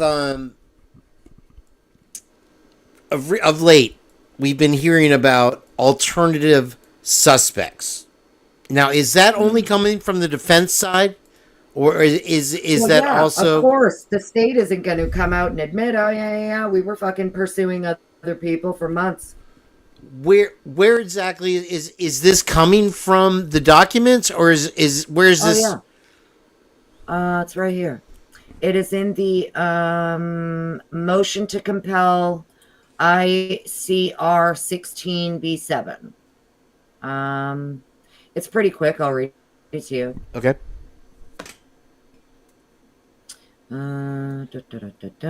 Relevant facts. Just end in E. In the relevant facts portion, if I remember correctly. Yeah, here it is, right here. Okay, so it's in the argument portion of the document that is titled Motion to Compel ICR 16B7 Material and for Sanctions. So when you scroll down to the argument portion, this filing here, it starts on the bottom of page 2, goes into page 3.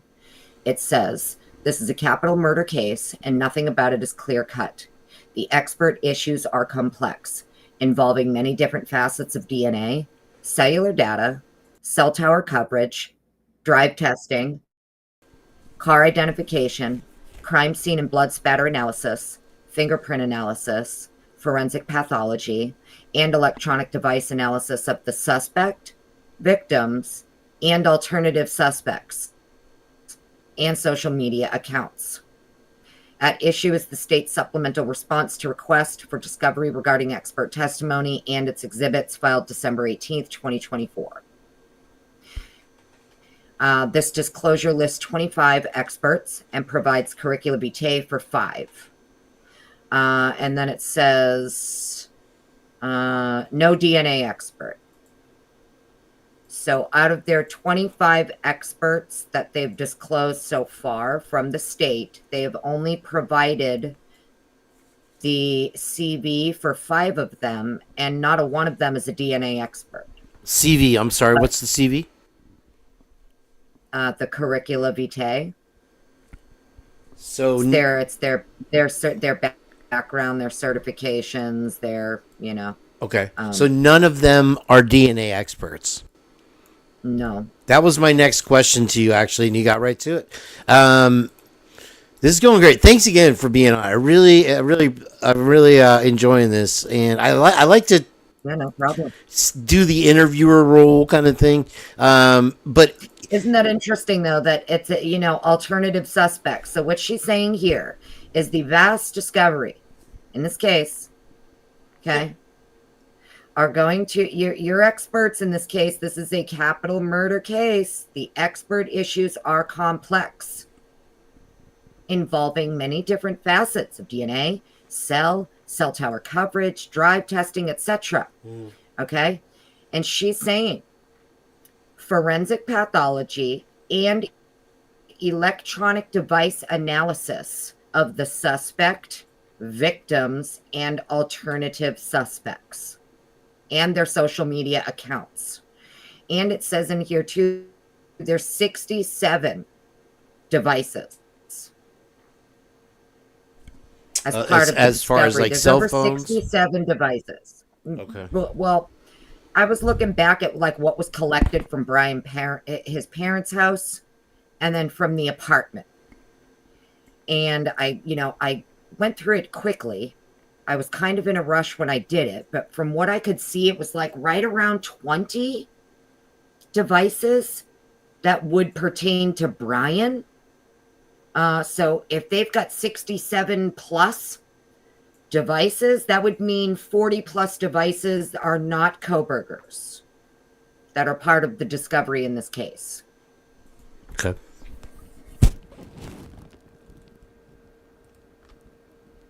So I don't know. Well, the question remains. Hold on. There.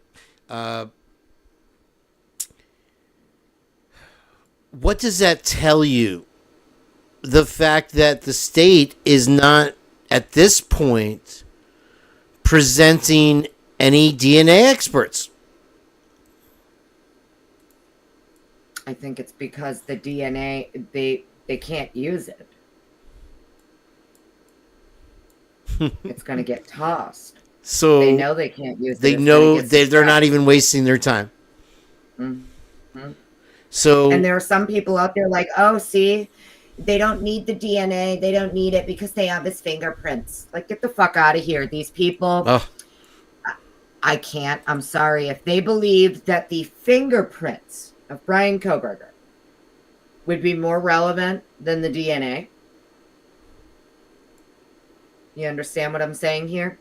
The only reason that the DNA would be agreed to by the state to not use it is because the state knows that there was either fuckery that occurred with it, it was obtained illegally, something. There is something that occurred with that DNA that is not on the up and up, and they know they can't use it. So why bother to pursue somebody that a lot of people have suggested that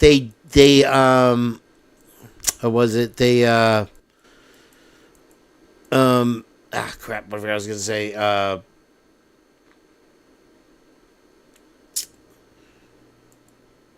shit, I forgot. I'm sorry. Anyway, it seems to be very telling that they're not going to waste their time. But this is their biggest point. You have Nancy Grace, you have News Nation, the DNA on the knife sheet, Nobody will shut up. They don't have fingerprints, as far as we know, for Brian Kohberger in that house. Well, it's because in this document here, the defense references fingerprint analysis. Is going to be part of the expert issue. There's going to be an expert on fingerprint analysis. So the expert issues are complex. We're going to have experts for different facets of DNA. We're going to have experts for cellular data, cell tower coverage, drive testing, car identification, crime scene and blood spatter analysis, fingerprint analysis, forensic pathology, electronic device experts, right? But it also says the electronic device analysis of the suspect, victims, and alternative suspects, not co-defendants. So the defense is being very smart here in their wording to say alternative suspects, meaning they are saying their client is not guilty. They're not listing these people as co-defendants. They're saying these are the alternative suspects that at some point in this discovery, police were pursuing. They were surreptitiously getting DNA from cigarette butts. They were uploading other profiles to CODIS. They are not wasting their time uploading a profile to CODIS unless they believe it's a suspect profile. And so those other three DNAs are lost to the wind now, right? No, not at all. CODIS has them. And can they be analyzed further and then maybe... Absolutely. They can be subpoenaed 100%. They probably already were. Doesn't it seem weird, though, that there was only 3 other DNAs in the whole house? 3 to 4. I don't think it's weird at all. Okay. No, because forensics starts at the body and works its way out. So I think those are 3 very pertinent DNAs, and they were pertinent enough. Even forensics said these are pertinent because forensics starts at the body and they work their way out. These aren't DNA that were collected off of a toaster in the kitchen or, a random doorknob. I truly believe this is DNA that was found on a victim or their clothing, something like that. Wow. Whether it was on their skin or on their clothing, I don't know, but it's relevant. And it could be anybody that they came in contact. They didn't just scoop up irrelevant DNA and upload it to CODIS. Do you get what I'm saying? They didn't just take a bunch of irrelevant DNA and upload it to CODIS. It's something related to the immediate crime scene. So that DNA is just sitting there and for some reason wasn't processed, right? Beyond CODIS? Nope. The 3 to 4 other profiles absolutely were uploaded to CODIS. It's in Vicka Barlow's declaration. Prior to Brian Kohberger's name ever being mentioned, prior to Brian Kohberger's arrest, there are 3 to 4 other male profiles that were uploaded to CODIS. And then Bill tried saying they weren't. He lied. He lied in court in front of John Judge, saying that they were ineligible for CODIS. They weren't.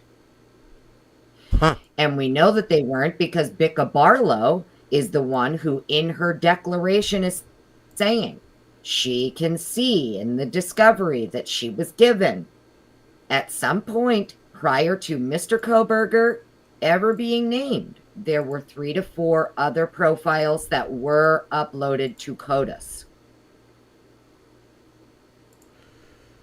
Wow. Nobody knows who they belong to, Maury. Don't know. I guess maybe the defense would know now if they got a subpoena for it. I would hope that a subpoena for those 3 profiles was done since the state refused to turn it over. The defense is allowed to conduct their own full-scale criminal investigation on behalf of their client. So I would hope they subpoenaed those 3 profiles from CODIS. Because then it could be sent to an IGG, right? Yeah, they were uploaded to CODIS and nothing came back. All that means is that the profiles aren't felons. They aren't people who are already in the system. Just like Brian's didn't return a hit because Brian's not in CODIS. He's not a felon. Cops aren't in CODIS because they're not felons usually. There's lots of people who are not going to show up in CODIS because their DNA has never been uploaded to the database. Your DNA is going to get uploaded to CODIS when you have committed a crime, and they take your DNA when they arrest you.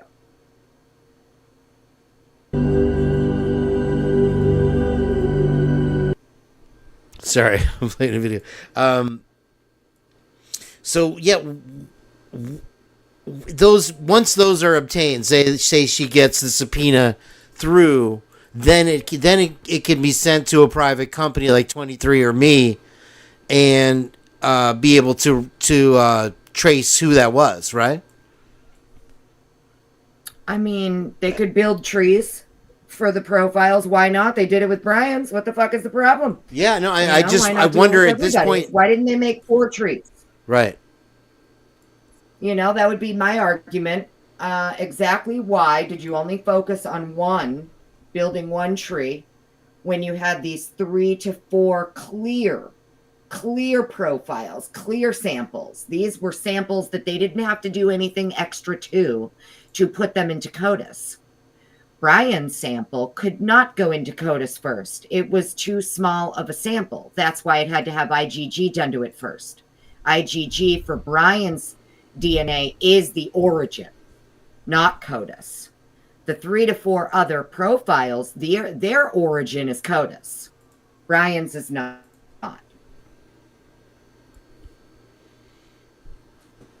Yeah, so why? This is a great question. When you're trying to solve your state's worst, most notable homicide, are you going to let that go by the wayside? Why not, turn over every stone, so to speak, right? Mm-hmm. And why not make 4 trees? Because none of them gave you a hit in CODIS. Why not just send all 4 to make a fucking tree? Yeah, it's like we said earlier in the week. It's selective intelligence where, they're playing dumb, but usually the dumb has a reason. There's something behind the lack of protocol. I mean, it would just seem like basic protocol to follow through on the other 3 DNAs, and what really twists my gears in this case is when people say that Ann Taylor is making a mockery of the justice system. He's guilty. Throw him in the pen. Put him on the chair. There's obviously we know there's no way that she would resign her position, and the weakness that they have and they know is that she knows these law enforcement officers, how they behave on a daily basis. Mm-hmm. She knows exactly the inner workings and ins and outs of the Idaho judicial system, and she's decided to put her foot down. And that's not something you do. It's at some point, if there was any doubt in her mind, she would just made a plea deal. I think. Right. Well, that's what I'm saying. They totally. I don't believe for a single second that if it be as many experts that the defense has been able to call to the stand now or get to submit a sworn declaration of fact that everything that they have seen that has been produced to them appears to be exculpatory to the accused, and unless the state is willing to provide something else that could sway their mind, they have no other choice than to side with the defense right now, because everything they're seeing is actually exculpatory to Brian. I mean, I don't know like why people think that all of these experts are just going to ruin their entire careers for Brian Koberger. Do you get what I'm saying? Yeah. These people aren't making it up. They're telling us in their declarations that basically what has been shown to them appears, you know, if you want to give me something else to convince me otherwise, what you've given me so far, he does not look guilty in the slightest. He looks very innocent and like you guys fucked up, is basically the gist of what most of these experts are saying who've been hired by the defense. They're basically saying, give us more, and convince us of what you're saying. Because right now, this person that you've accused looks very, very innocent to us. And unless you give us something to convince us otherwise, we're going to assume that you've got the wrong person. Which it doesn't seem they'd rather die than admit that. Right, that's what it seems like, yeah. Hey, I gotta mute for 1 second. I'll be right back. I'm so sorry. No worries. Wow, what a great guest, huh? And if you guys caught Lana's live on the reading of the documents, that was quite entertaining as well. Let me play a video. I don't know how long she's gone for. We'll give her a minute to do what she's got to do. And this was last night. It was nice to see AR back in Vegas, looking good. And I made a joke. I said, Jenn looks wonderful. And AR's looking pretty good with a guy with a hole in his head. But yeah, he really honestly did look good. And I knew we were going to do this show and talk about the Vegas a little bit with Ms. Potts here. Sorry. And they walked outside like this right here. And you could see the Mandalay Bay. I was like, no, duck. But the dogs were left at home last night, and they had, if you caught it, they did the fireworks show, the grand finale, and they were in the middle of all the Mandalay Bay and whatever buildings, and the smoke was so cool. It was so thick in the sky, and then the fireworks going on below it. It was just amazing. It was really cool live he did last night. It was good to see him back, and I guess Pete's back too, which I was happy to hear. So yeah, we'll have Jenn on here in a little bit. I don't know how long you've been going. Let me see here. I can't even see it. But yeah, awesome so far. Everybody enjoyed. Put a 1 in the chat if you love Miss Potts. I definitely. I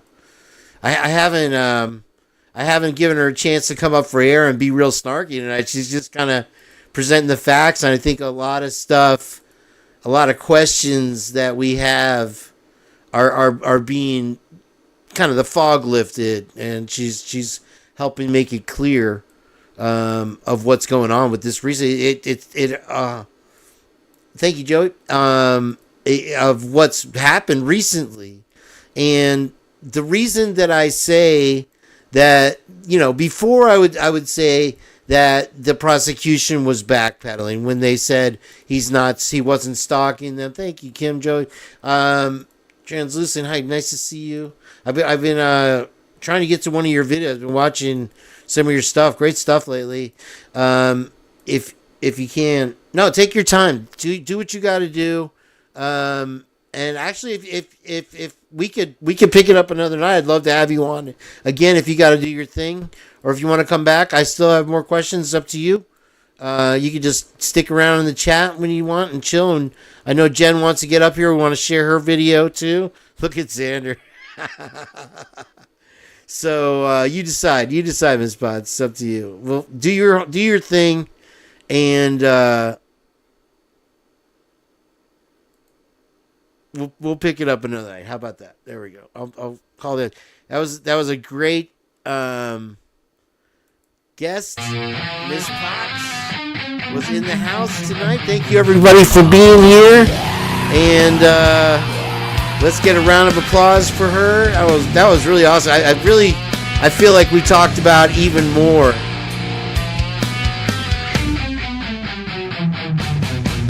than I thought we'd get to. Okay. I can finally put down this microphone. And man, that was really gripping the whole time. So Miss Potts, everybody, thank you very much. We'll have her back, I'm sure. And all right, let's get on with it. Let me turn down my audio and I can finally close this thing. I was fighting the mic the whole time. It's a trip to do that. Let me turn me down. Sorry about that. All right, there you go. That's a little better, right? Okay. All right. Yes. Thank you, Ms. Potts. That was amazing. Okay, so a lot of questions answered there for sure. And let's get on to more shit that Rochford doesn't care about. This is cool, right? I don't know what this is. I don't even know how to do text. Audio is going to get me.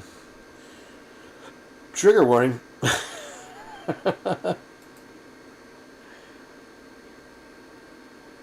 Hairbrush? I need a hairbrush. Yeah, no, I don't own a hairbrush anymore. I got a new clipper though the other day, and I got all the little things. Let's get Jenn going here. That was a dog that fell in love with dolphins, and the owner built him a scuba suit so he could swim with the dolphins. Check this one out though real quick. It's building a house. If you follow to the basement, you'll see it leads into a cave. There's a whole system down there. It's a hole that keeps on going, huh? Oh wow, that opens up. Yeah. Must be where the system is. Stairs leading right down to what appears to be a structure. It's like someone's building a house. If you follow to the basement, you'll see it leads into a cave. There's a whole system down there. It's a hole that keeps on going, huh? That's got all the earmarkings of a serial killer right there. I don't know who would want to live in a cave. I look like hairbrush, okay. I can be prickly sometimes. An acquired taste, so to speak. If you're new to the Purge, hit the like button, hit subscribe, do all the things. We like to have a lot of guests on here and get their opinions on stuff. This is funny. Go for it.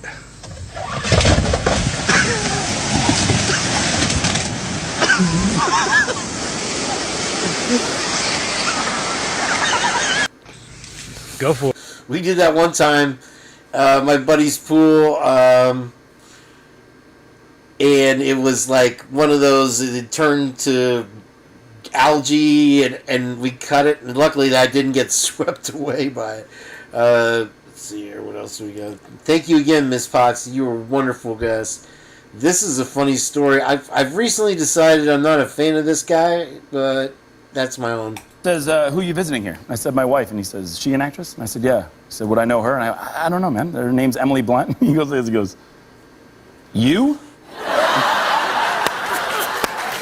And I went, yeah. And he goes, you married Emily Blunt. And I go, yeah. And he goes like this. Okay, go. Let's go. Says, who you visiting? I can only imagine that was in England. This cop just pushed open the door to a lady's house, and what you are about to witness is a tremendous violation of the Fourth Amendment as the cop explodes the whole situation sky high in the blink of an eye. I'm not going to back up. You do not have a right to be inside my house. I will talk to you outside. Officer, I will talk to you. I am not going to step outside your house. You do not have a warrant to be inside of my house. I'm not inside your house. You're inside of my house. Let me tell you why I'm right here. Because you walked in. No. This is my home. Then now that I'm inside your house, I own your house right now. Yes, I do. Yes, I do. I know my rights. I don't care if you know your rights. What the do you want inside my house? Bring your supervisor to my home now. You have no right to be inside. Get the out of my home. I'm not going to get out of your house. Go ahead and touch me. This is my home, bro. You're in my house. I am telling you. You're in my house. Don't do that. You're in my house. I'm in my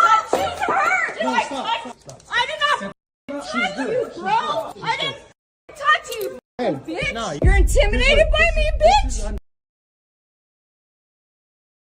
I like that chick. That cop was definitely, I don't know, you can have your own opinion there. So they identified the 28-year-old person that was shot on Greek Road at WSU. It is Darcy Taylor Spracklin, and it was a gentleman, and it was ruled a homicide. So that'll be interesting to see. That report is in. I think Jen has more stuff. Yeah. Come on in now, Jen. Yep. And we'll bring her up here. And she's got a post. We're just hearing now from the Associated Press that investigators have reviewed video of 3 men and a woman placing possible explosives around this area. Tracy, this is brand new into our newsroom.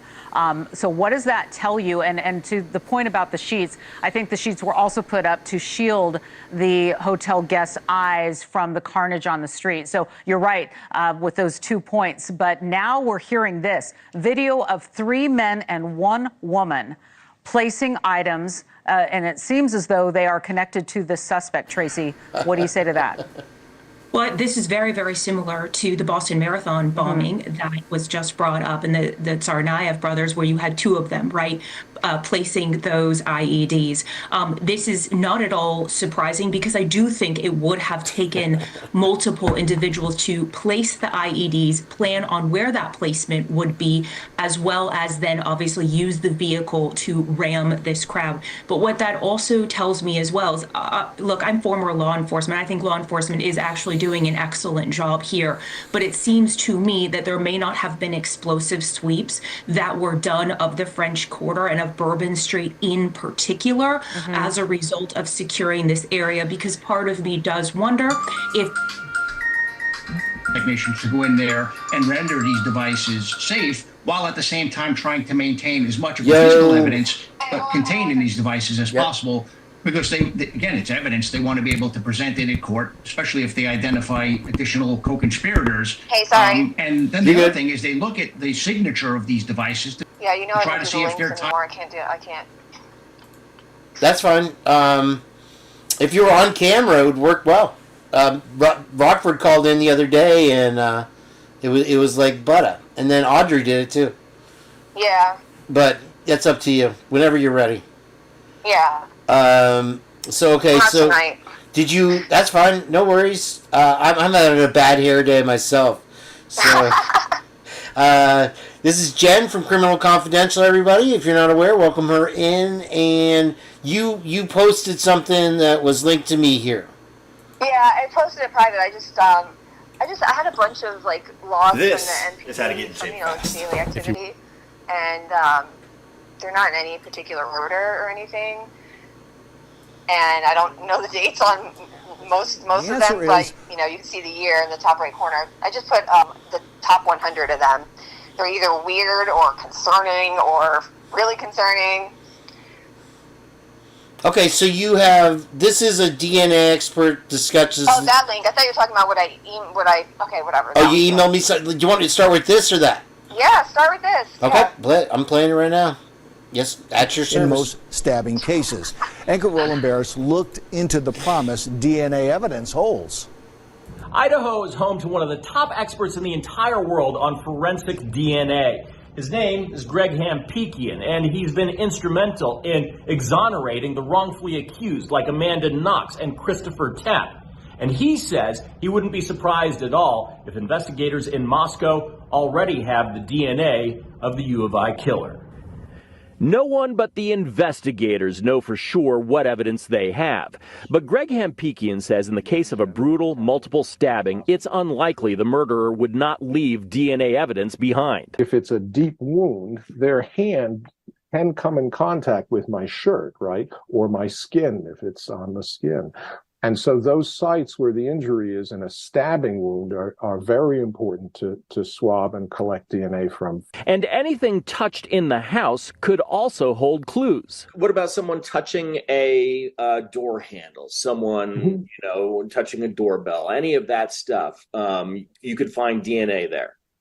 Yeah, and this, the perpetrator got in and left and probably handled some of those objects. The key is knowing where to look, and Hampikian says FBI investigators especially are well trained in that. The next problem is finding a match, and Hampikian has advice for investigators there. Just make sure you take a sample from everybody you talk to. Just ask them, will you give us a DNA sample? He says such practice would have caught the real killer of Idaho and Angie Dodge in 1996 and saved Christopher Tapp 2 decades in jail for a wrongful conviction. If Moscow investigators have suspicious DNA, a quick check of various criminal databases could turn up an identity. If the suspect has no criminal background, though, investigators might have to rely on genealogy databases like 23andMe to find a family connection, and that can be difficult. But Hampikian says cases like this require patience. A crime is like a surgery. It takes as long as it has to take. If they're going to do genealogy, that's a different kind of, crime surgery than just going out and you have a suspect you compare to a door handle or something. Hampikian says it is common for assailants who use a knife to cut themselves. And even if their blood and DNA is mixed with that of the victim, modern technology can easily separate the two. And Hampikian says that it should take no more than a day or two to get results back from a lab if a case is a top priority. Roland Barris, Idaho News 6.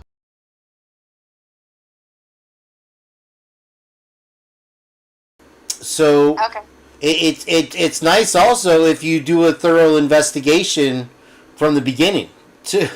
Right. Like Mr. Potts was saying, why were those other 3 things held? All right, let's get to your. You put up a video? I didn't post it public. It's not really like a video. It's just 100. Do you know the U.S. solar company's nasty little secret? Like really ridiculous, like a stolen lighter that they did a report for, or really concerning, like a box of knives. So they're not in any particular order. I just had them saved in my phone, and I just spliced them all together. Oh, you made it to 100 without me, huh? Yeah, without you. Yep. Okay. Sorry, I was up to my ears trying to get everything together for tonight. Yeah. So I don't know what date most of these are from. You could see the year, but sorry guys, I didn't have time. Can you post a link to the? Yeah, I emailed it to you. Oh, you emailed. Okay, let me hide this so Trish doesn't freak out. Yeah, it's private, so. Let me. So that's me. Where's the other one?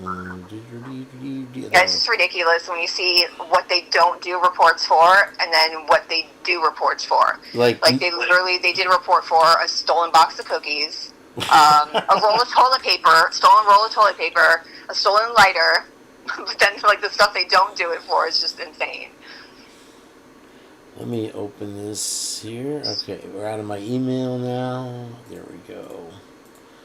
All right, and this is Jen. You want me to post it in the chat? Is that easier? I'm playing it right now. Oh, okay. Is there audio with it? No. Okay. Just read them. So we got you here. We'll talk about it. Let's see what we got. Very adamant on reporting something that she believes will happen to her. So just so you know real quick, so the top right where it says 22, that's the year. I don't know the dates on these, like I said, but there you go. Harassment. RP is being stalked by coworkers. Subjects have been using iPhone to track the work phone RP uses at work. That's an odd one. There seems to be a lot of harassment, stalking going on there. Yeah. Did I put that one in twice? The suspicion, circumstance. RP thinks that a friend of hers has been kidnapped. Officers responded, no report. But they did one for a stolen roll of toilet paper. Like, come on. Wow. Suspicious person, circumstance, White Avenue, found 2 bags covered in blood on top of the garbage can. Officer responded, no report. At the Chevron. I mean, it could have been chicken blood. We don't know. Yeah. We'll never find out. But they didn't know either, so how do they know what it is unless they would have tested it, you know? Subject walking around with a blanket over his head for approximately 30 minutes. No report. Like, some of these are just funny. The one today was good. The guy walking around naked. Did you put that in here? No, I didn't. So we got male yelling and sounds like they're slamming on a door. Male saying, "I know you're in there." Also heard a scream from someone else. No report. No report. No big deal. Why bother? I know you're in there. Let's speed it up here. There we go. Attempt to locate inmate. Walked away from crew. RP believes he was working by Kibby. That's the dome. Yeah, they caught him. Okay. Because that's what happened in the not Skylar. Was it Skylar Mead or? Yeah, no. I thought his last name was Savage or something. I could be wrong. I don't know. RP found someone underneath her couch cushions. Right? But listen, it's just unfounded. Like, why would she lie about that? Unknown if they are awake or need an ambulance. MPD responded. Unfounded. No report. Surprise, surprise. That one, like, I couldn't stop laughing when I saw that one. Indian Hills Drive. Yeah, stray animals. Stray dog in custody. Officer responded. No report taken on Van Buren. They did a report for a dog. Like, this is crazy. I don't understand their thought process. Suspicion person's circumstance. Male standing near a bike rack looked like he was trying to hide. Area check. So identity is the identity apartments. Just so you know, that's where the guy that was at Grub Truck with the long hair, where he lives. Remember, did you ever see the body cam where he had a bump in his head and people were saying he didn't have a bump in his head? Blah blah blah. You saw that one, right? Hayden Villa. Yeah, that's where he lives, and that was after the murders. I know that. So I don't know. Anyway, continue. This is great. Domestic dispute, Taylor Avenue. Complaint of dispute, parties separated, officers responded, no report. That was right after the murders. That was the day of, later on that night. Oh. What was it? Complaint of dispute, parties separated. No relation. Taylor Avenue. Wow. Time report 2022. Agency assistance, MPD officers assisted, FBI report taken. E.F. Street. Agency. Yeah, I wonder what that was about. And this is on 2024. They don't usually see the FBI in these. Other law enforcement calls. Wants to talk to someone about the body cam footage released by MPD. Reference the King Street incidents. Officer contacted. No report. No report. I guess they meant King Road. Because there's a King Street, too. Who knows? They call it King Place, King Street. Who knows? But yeah, it's there. It's not there anymore. Noise complaint, South Main, Identity Apartments. Rep hearing screaming and sounds like someone was getting hurt and saying stop. Sounded like pain. Officer responded. No report at 11:24 on 2022. Wow. Is that the year in the left top corner? I'm assuming. Okay. They start that with the okay. Citizen dispute, 600 Taylor Ave. Multiple people trying to fight. Officers responded to a large fight. Report taken. Okay, well, they did their job there. I think that was the kid that got beat up? Was that the same? That might be. I don't know. Don't quote me. Timmy Reed. Timmy Reed. Ah, wow. Good fund. That happened. I think. That happened in 2023, though. Oh, that was 22? I think it was 2023. This says 24. Oh, 24, okay. And that... Well, just kidding. It wasn't on Taylor Avenue, I don't think. It was an off-campus student housing after hours. Other law enforcement calls. Block of Taylor. RP said that her front door camera saw an officer measured her car's bumpers. Wants to know why the officer came by. No report. Why is he measuring her bumpers? Right. I missed this one here. Hold on. I'll back it up. Taylor Avenue. RP said that her front door... Oh, I got that one right. I bet. Speed him up here. Trespassing complaint. RP reported a male who makes the RP and other members feel uncomfortable. No report. Elm Street. And that's right over where the sorority houses are, where, Alpha, Phi, and all that. And it looks like this was 2022. Yeah, I'm pretty sure that was prior. I think that was like May or something. A lot leading up to that event. Yeah. Abandoned vehicle. Where is this? In 2023 on Palouse River Drive. Abandoned vehicle. There's a lot of abandoned vehicles, like multiple. There's one, it's in here somewhere, where it says multiple abandoned vehicles. There you go, that one. What? Sorry, there's a delay. It's okay. Suspicious person circumstance on Indian Hills Drive. RP stating that people dressed in weird costumes in her backyard. Now that's creepy, because that's like that movie. They're like, why did you break in? Oh, The Strangers. The Strangers, thank you. Yes. Oh my God, that is the scariest movie. If somebody did that, I would lose it. I mean, here in Florida, I would just start opening fire. I'd be like, stand on my ground. They had costumes. I'm sorry. You're in my backyard. Oh my gosh. I wish I knew what kind of costumes. Like, I'm just really interested. I'm sure it wasn't like, Little Mermaid or anything. And that's July, so it's not Halloween. So what the hell were they in costumes for? Okay, where are you seeing July 6, 2024. Okay, yeah. Middle of summer. Man. Weird. Law enforcement calls. Agent... RP states he's an agent of the U.S. Supreme Court, is requesting to be put into custody. He's very scared as he has a very important document for the U.S. government. He is by himself in his room, and this is 2019. This is a while ago, but I had to include it because that's freaking crazy. That is wild. And that's on East 4th Street. I guess that's downtown. He's alone in his room.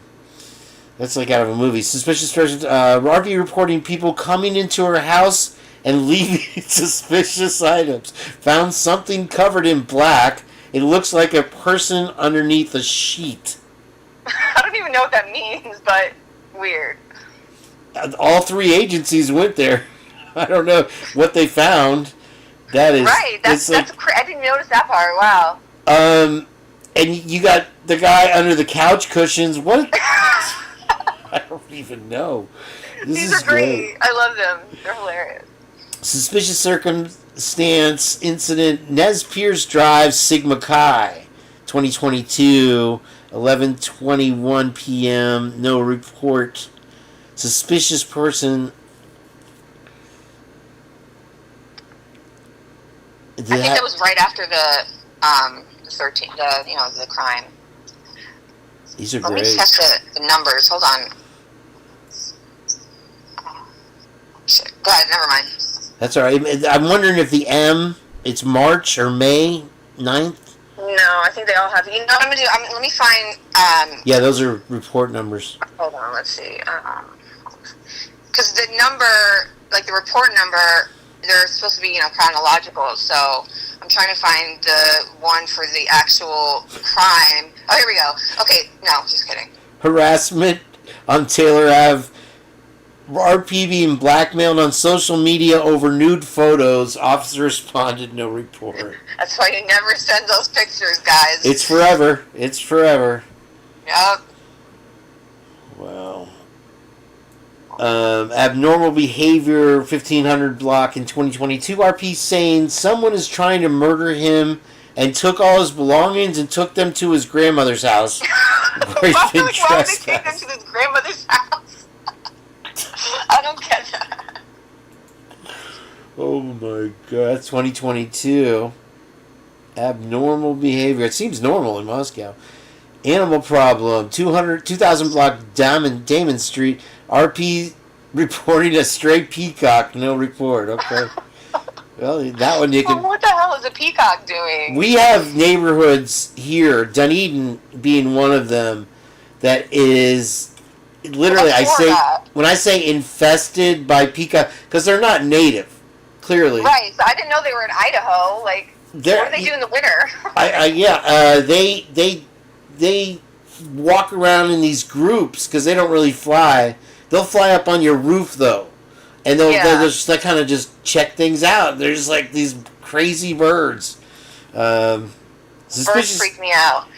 Oh, so listen real quick. So the Idaho 4 crime was the number for that one is M09903, just to get like a baseline if it was before or after. So anything higher than 9903 is after, anything lower is prior. Peacock. Suspicious person on Troy. Male attempted to get into her car door. Doors were locked. Male described as white male, long red hair, jeans, and hoodie. Aha, in 2022. Now, remember when disaster response showed up at the house and they put that big tarp up and then they were called off? There was one of their workers had like long red hair, I remember, and then there was a long red hair guy at the grub truck. I wonder if it's all the same person. That's what. Yeah, I was going to bring up. Did you see the post that Swamp Rose made the other day? About what? Remind me. I'll bring it up in a second after we go through these. Okay. But she found, I think it was a Facebook post of allegedly the guy who owns the disaster company. Oh no, I didn't see that. And he stated that the police are fucking liars. Oh yeah, I did see it. But he didn't actually go there. I thought They did go there, and that he didn't go. Well, I don't know if he went or he waited outside, but two of his crew went inside. Did they have to sign do not whatever? Yeah.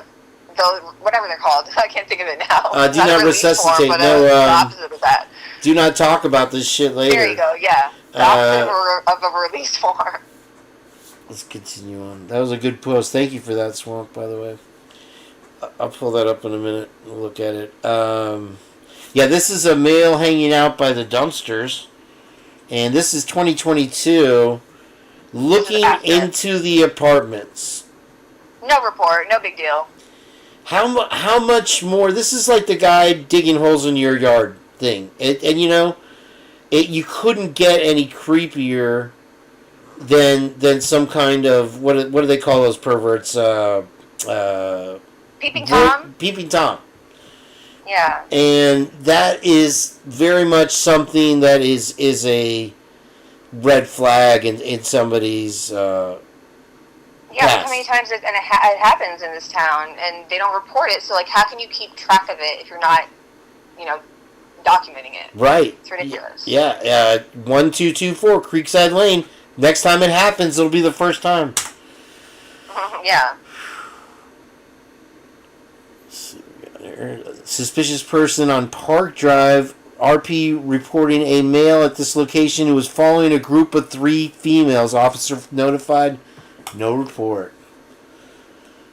You gotta have balls to follow 3 females in this day and age like that and be all creepy. Like, I mean, that's why it bothers me. Those guys that allegedly were not stalking Kaylee, but followed her around a store and then attempted to follow her out to her car, and were just trying to hit on her. Like, that story is complete horseshit to me, because if they were going to hit on her, why didn't they try to talk to her? And why are 2 guys going out together to hit on girls? It just doesn't make sense.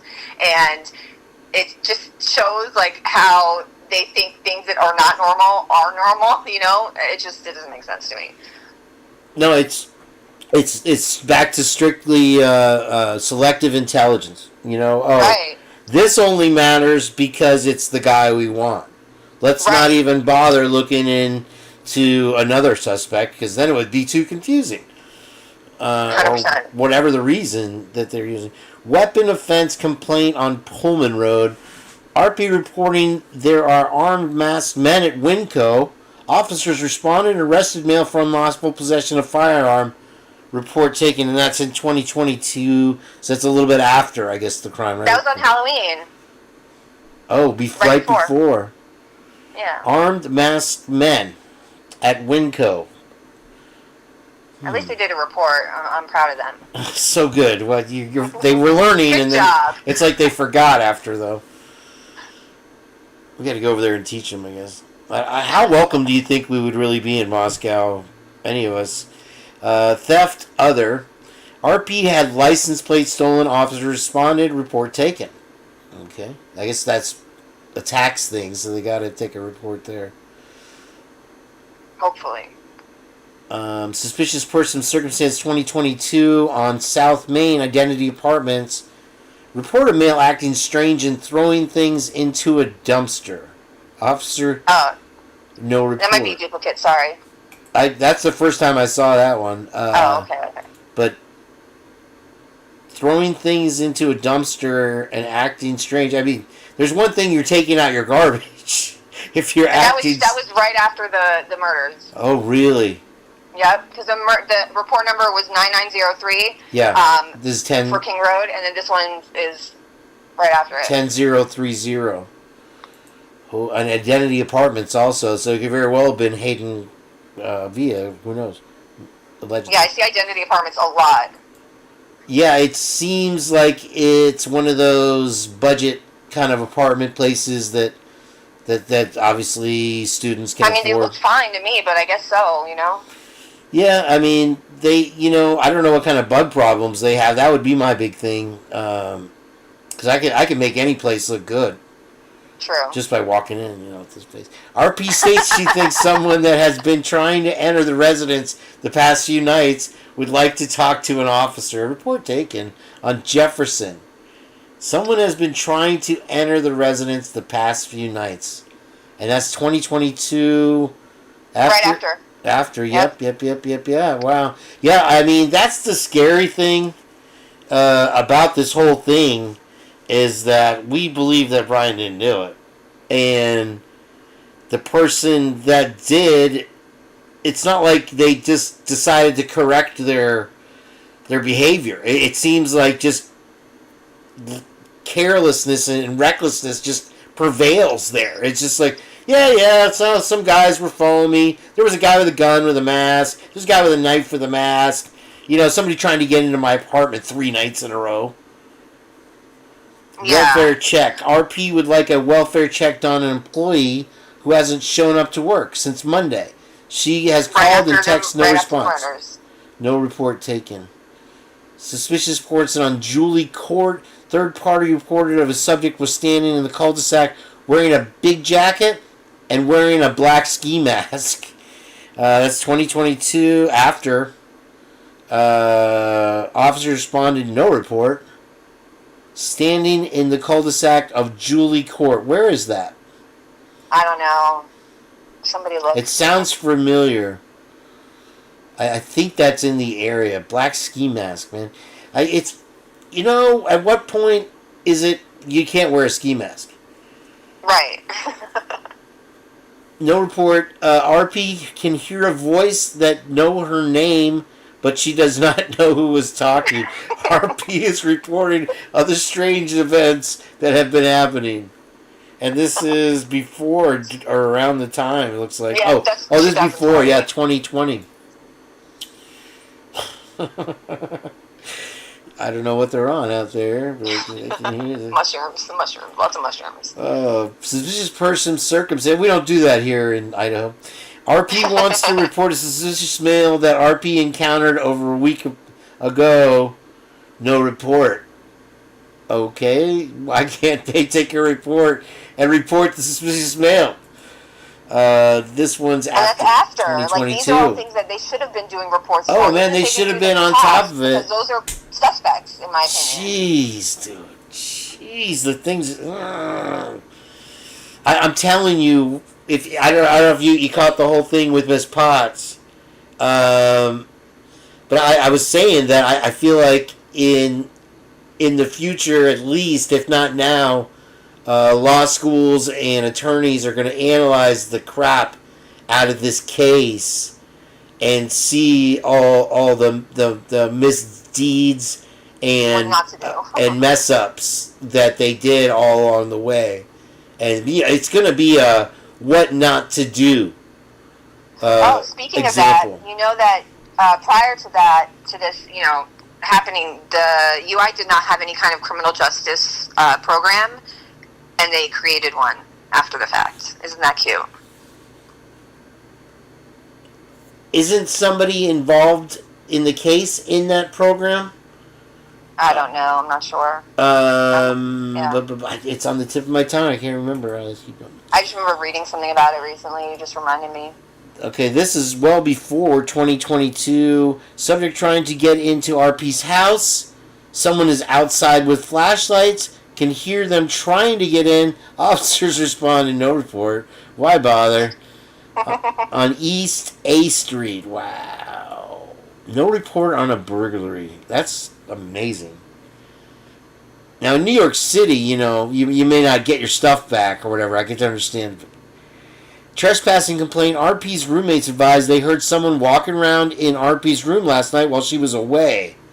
State's bed is all messed up and items were moved around, but nothing stolen. There's a report taken. Okay. And someone needs to do a FOIA for these. Can we get the report somehow? I would like to know how we get but if there's not a report taken. Theft other subject stole a lighter. Happened about 5 minutes ago. Officers responded. Report taken. Report taken. What the fuck? Oh my god. Oh, this is fantastic. Okay. Where am I at? Am I going? I'm going. Okay.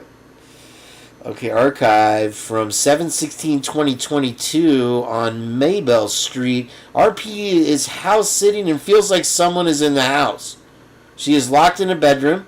Dog barking. Officers responded. No report. And that is on 7/16. 4 months before. Wow, almost exactly 4 months. At 12 at night. And no report. Why not? Right, exactly. That's horror movie stuff right there for sure.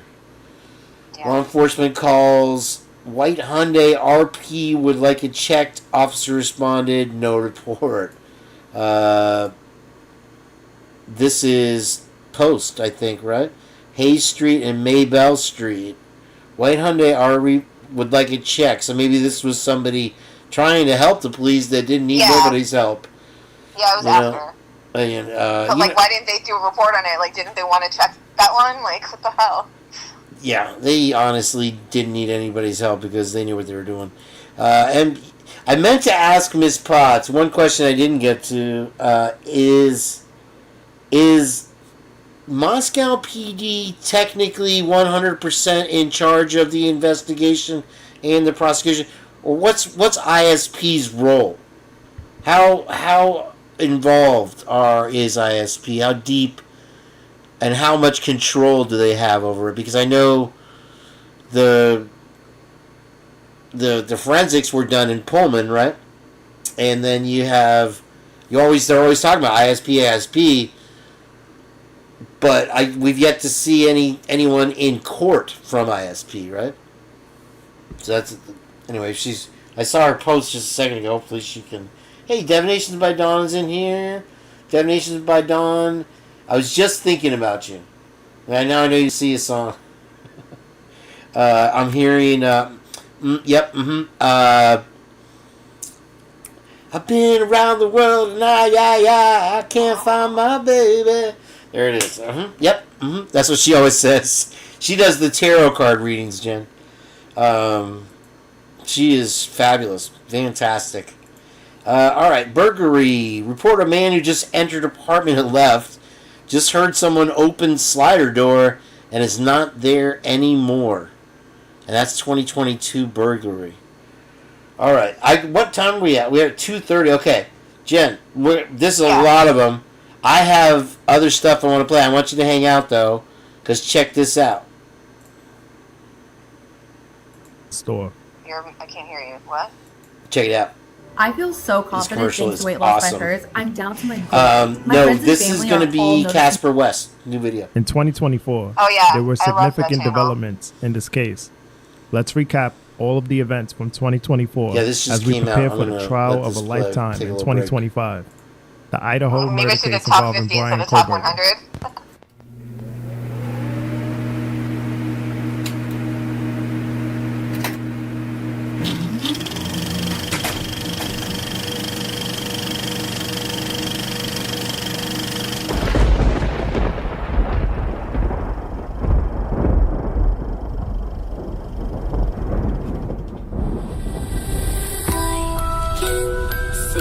Brian Koberger, the so-called killer, has filed a motion asking the judge to throw out the indictment against him. His attorney says the indictment should be dismissed on the grounds of biased grand jury, inadmissible evidence, lack of sufficient evidence, and here's the big one, prosecutorial misconduct by withholding exculpatory evidence.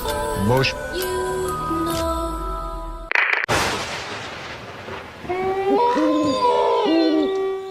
Was Edward Snowden right when he talked about surveillance?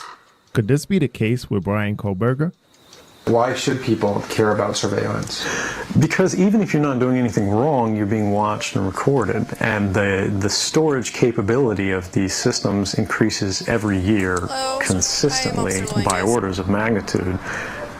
To where it's getting to the point you don't have to have done anything wrong. You simply have to eventually fall under suspicion from somebody, even by a wrong call. You simply have to eventually fall under suspicion from somebody. If you got to know him well, you would see layers of things that were a bit off or different. What I do know is that Brian did have anger issues. You could tell there was some off about him. Very quiet, calculated about what he says. Actually very similar to how he walked into court, no different. And then they can use the system to go back in time and scrutinize every decision you've ever made, every friend you've ever discussed something with, and attack you on that basis to sort of derive suspicion from an innocent life and paint anyone in the context of a wrongdoer. Tonight, Brian Koberger's childhood friend Thomas speaking to ABC News, describing the Idaho murder suspect as mean in high school, saying Brian was eager to be seen as dominant. He would just put me in, he would grapple me and put me in headlocks and arm bars and stuff like that. If you have known this individual, contact us. And Chief Fry telling me that within an hour of releasing Koberger's name, more than 400 tips poured in.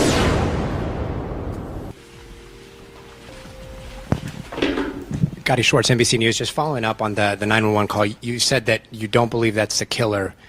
Can you conclusively rule out the person that called 911 from inside the home as a suspect in this case? Can you go ahead and just ask that one more time, please? The person that was inside the home that called 911 that was not one of the roommates. Can you conclusively rule that person out as a suspect at this point? I don't think I said that it wasn't one of the roommates. I said that it was used with the roommate's phone. I believe somebody asked if that was the killer, and you said no. No, that's correct. Was there someone there other than the two roommates when police responded to the home? So will you clarify that for me? You're not confirming a roommate called 911, but used the roommate's phone. So was there someone else at the home other than those two roommates? There was other friends that had arrived at the location. How many? Everybody made a call. Honestly, I'm not quite sure at this time, to be quite honest. Do you guys have any idea if the killer's still within the community, or are you looking outside the community for the killer in terms of their physical location? We are looking everywhere that evidence would lead us. I can't say if the person's here. I can't say what community the person's in. We're utilizing every resource we can to make that location of that individual. And part of that is the safety of our community is paramount, and that's why we brought in the resource that we brought in to keep our community as safe as we can. Being so close to the border, does that make it kind of automatically an interstate investigation? Can you comment on that? I cannot comment on that. I'm not even aware. Do you look in Washington at all, I guess, for... We're looking everywhere.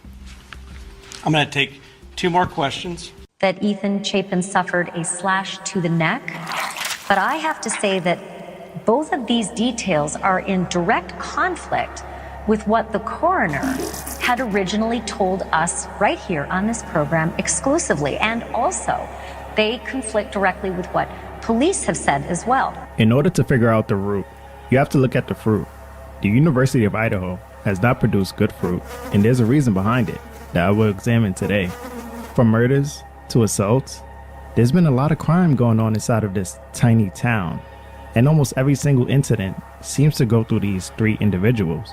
This is what I like to call the Dark Trio. Similar to the Bermuda Triangle, which is a region in the western part of the North Atlantic Ocean, in which ships, planes, and people have vanished. In this case, we are not in water, and the students are the targets. When does someone call a coroner, and what is a coroner death investigator? I'm going to call it a coroner for the episode? That's fine. Okay. What is a coroner? So a coroner is an elected position, but what we do is we go out when someone dies, or we're called every time someone dies that lives within our parish. Okay, or county. Or county. In Louisiana, it's parishes. So we're called if it's a natural case, or if it's a homicide, suicide, any of the manners of death. Anytime it's an accident or just your general natural death, it comes to us. Okay. We have to pick up the phone and decide, is this natural causes or is there foul play? We work closely with police. A few murders happened in Idaho, and guess who's always around? Chief James Fry. In a developing story now, Moscow police say that they just pulled a body out of Paradise Creek over the weekend. They say the body is that of 19-year-old Hudson Lindau. He was pulled from the water around 11 a.m. Sunday morning. While police have not announced how he died, they did not suspect foul play was involved. We'll keep you updated as we learn more. Well, according to the University of Idaho's past commencements, Kathy graduated in 2001, but started in 1995. And guess who graduated in 1995? Julie Fry. That's Chief James Fry's wife. She is also the treasurer and court clerk of Latah County. Is it possible that they knew each other or crossed paths at some point? Like Kathy, Chief James Fry was also appointed and elected to chief police. He stated his connections with Moscow community helped him in his position. Also, James Fry graduated from the University of Idaho, similar to Kathy. President Scott Green also attended the University of Idaho. Is it a coincidence that these three obtained a vast amount of authority in that town? James Fry worked as the main detective in the murder case of Katie Benoit. Another death was a freshman, Joseph Widerick, who was found dead and his death ruled hypothermia. No foul play was suspected. Fry was also on the scene in the Hudson Lindo case, where the University of Idaho student was found dead under a bridge. His death was ruled an accidental drowning, and no foul play was suspected. Here's a photo of Hudson posing with the 1122 King Road home in the background. The incident happened just 6 months before the Idaho murders. On the other hand, in the Hannah Clay case, where she was supposedly roommates with Maddie, rumors circulated that she was allegedly bullied and moved out of her home with Maddie. She died shortly after from an alleged OD. The timing is suspicious, but when investigated, Hannah's dad came out to say there's no evidence of foul play. However, someone claimed that Hannah's roommate stated on Facebook that the OD was a cover-up and that she was actually stabbed in the torso.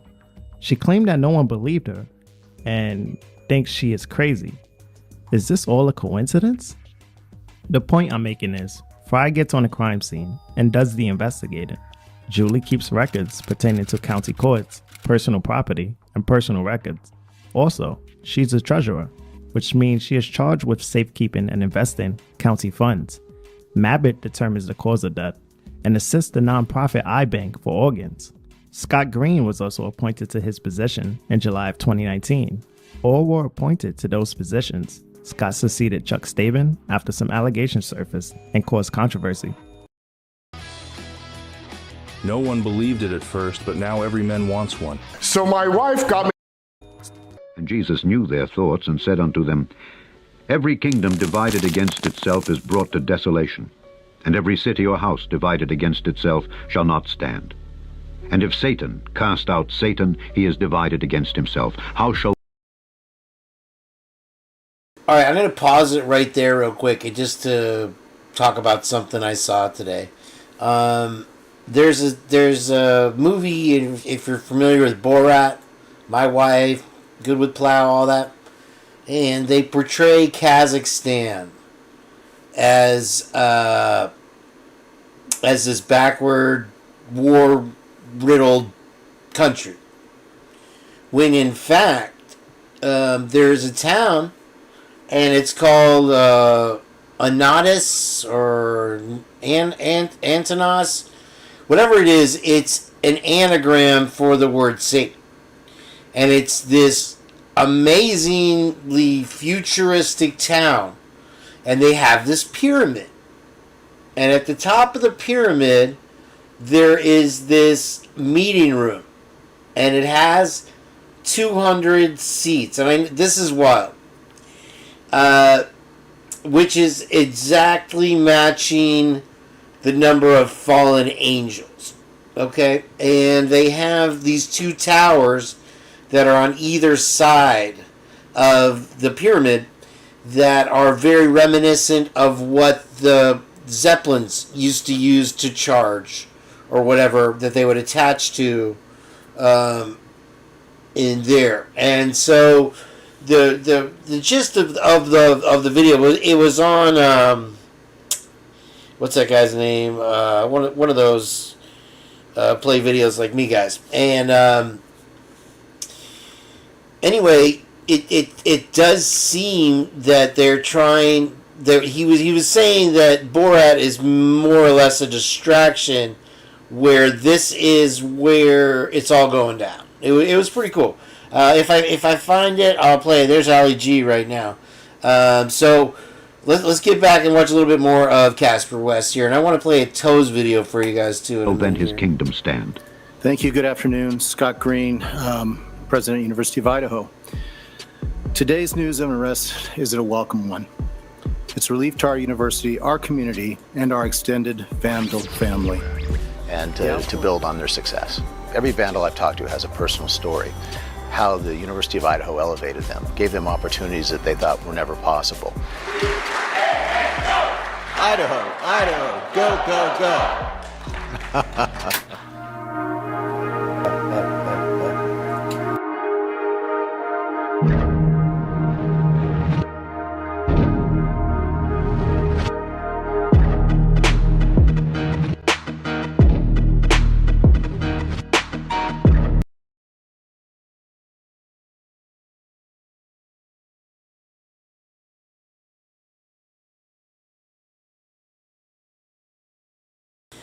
I think this is the promo video that the school, for prospective students here. Let's kind of speed through this here real quick.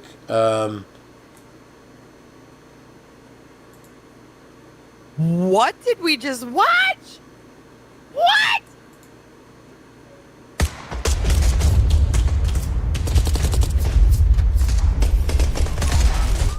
Is it a coincidence that vandal means a person who deliberately destroys or damages public or private property? And Scott, who's a former vandal, decided to tear down a murder home like a true vandal. A true vandal, ripping through the home like a wild barbarian. You can run, but you cannot hide. Wherever you go, there you are. Public records from Latah County show a connection to the King Road house we never knew about until today. The president of UNI has a family connection to it. In fact, his family used to own it. We asked why the university didn't disclose this sooner, given the rampant misinformation about this case, but we've not heard back yet. So in your experience, what is it that you saw when you showed up? Well, there was a lot of blood. It was, Did she tell you anything about anything that happened earlier or anything like that? I've just been here the past hour. Okay. Just trying to go to bed. There were two mattresses that appear to be blood-stained from the home where 4 Idaho students were brutally murdered. As Jonathan Hunt tells us, this comes as we learn more about how investigators were able to track down the suspect in the weeks leading up to his arrest. Among the items our camera saw being removed were mattresses. They were wrapped in heavy-duty white plastic, but beneath the plastic we could just about make out two large dark Arrested. stains on That's one of the 28-year-old mattress. Brian Christopher Kohlberger in custody today and wearing an anti-suicide vest.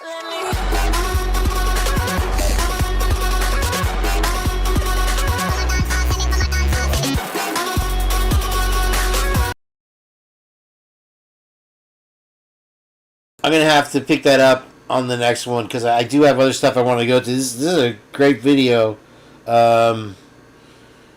I love his stuff. All right, let's see what else I had here today for you guys. We left off right about here. I have a whole nother pane of stuff to go through, so let me see, make sure I get to all of it.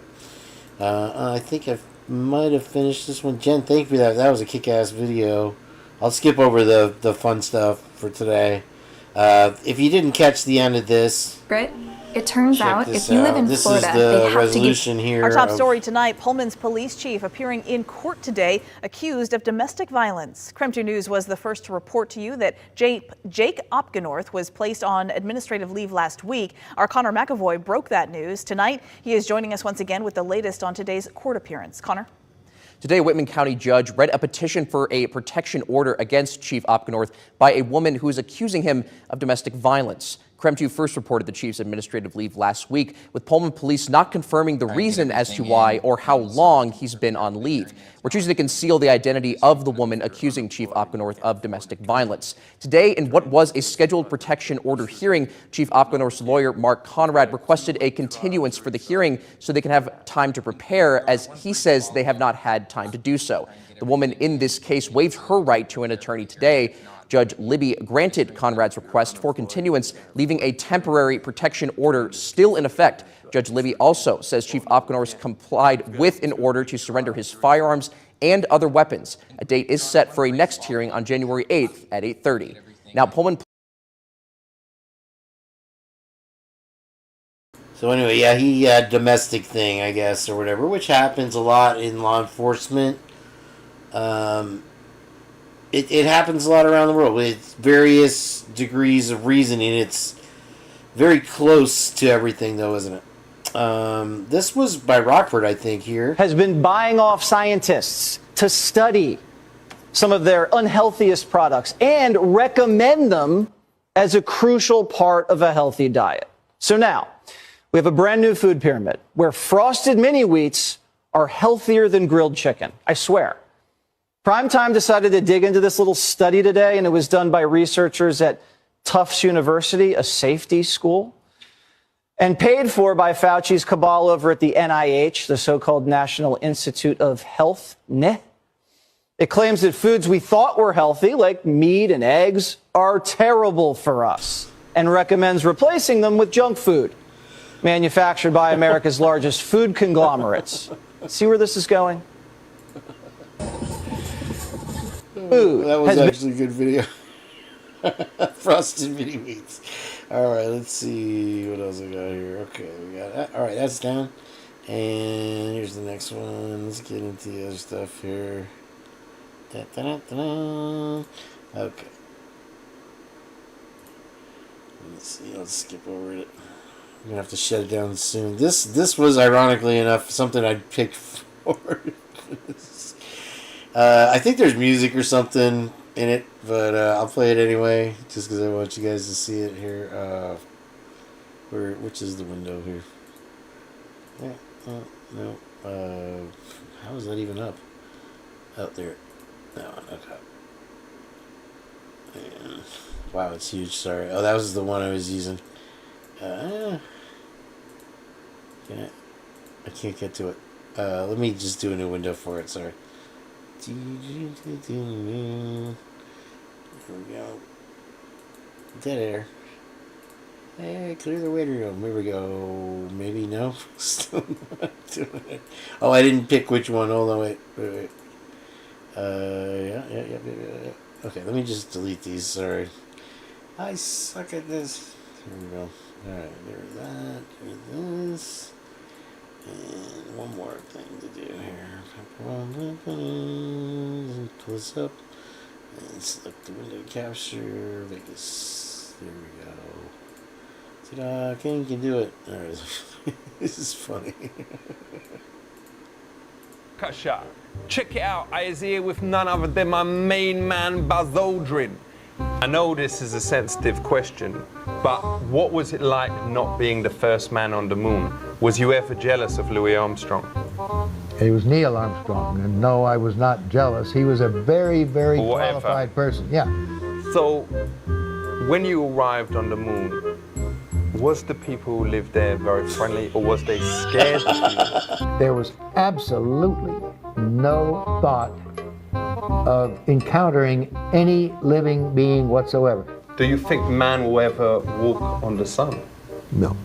The sun is too hot. It is not a good place to go to. What happens if they went in winter when the sun is cold? The sun is not cold in the winter. Booyakasha! Check it out! That's one of my favorite clips. Oh my gosh.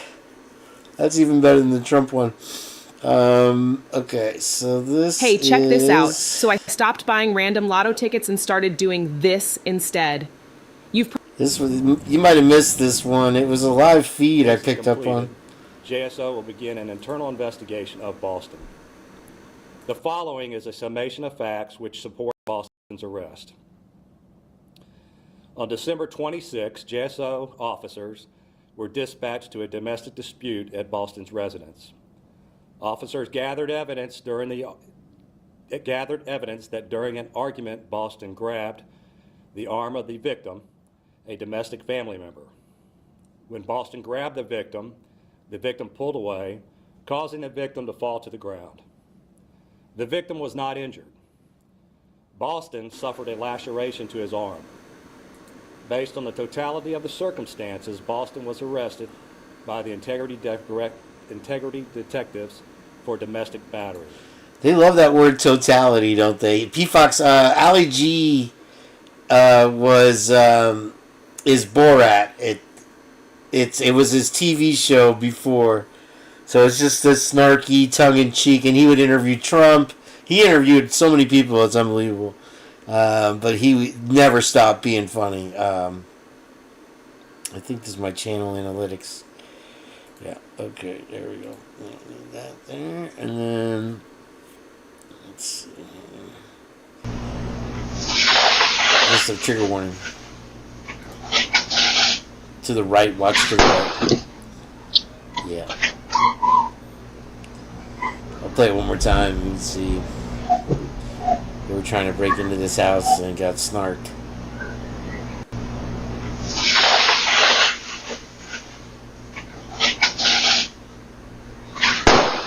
Whoa.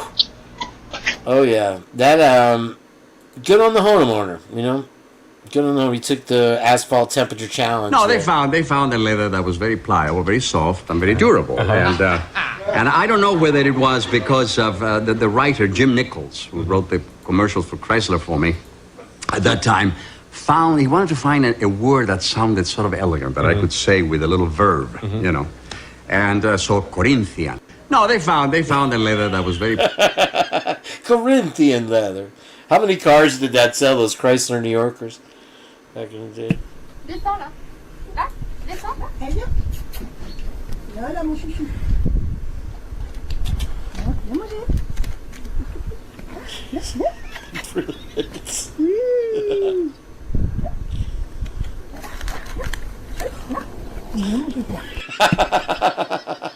If you ever run wire, you appreciate that.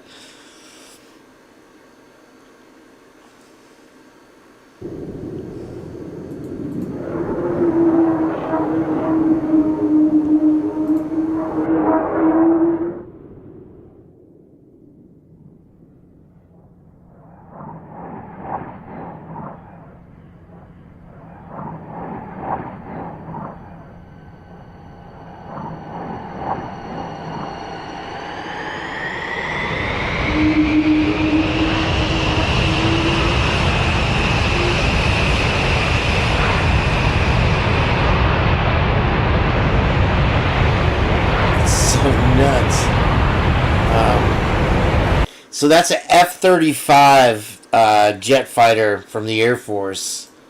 And it's amazing how fast the technology has progressed, isn't it? This is the newest RC helicopter, and it has a feature that I have never seen on an RC heli before. We have the Flywing BO105 from Razordon, and I gotta be honest, that yellow paint was way nicer than anything I could have imagined on a ready-to-fly model. The feature I've never seen on one of these RC helicopters before is quick-release blades. Now, the main rotor has 4 blades, and taking them on and off is super simple. Flywings do come ready to fly with a flight controller and GPS, making them extremely easy to fly. To get it in the air, all you gotta do is hold these sticks out for 5 seconds, slap that stop to run, and wait about 15 seconds for this thing to fully spool up. Now, once I had it in the air, I always like to send it up pretty high while leaving the remote down and see how well this thing fights the wind. Landing it, also gonna be super simple. Just lower it to the floor, turn that run switch back to... That one reminds me of the G.I. Joe helicopter, except you can actually now fly it. You know, back in we were kids, they had a G.I. Joe helicopter, but you push this little button to make the rotors turn. You just had to use your imagination back in the days. Now you can get a cheap one on Temu or whatever.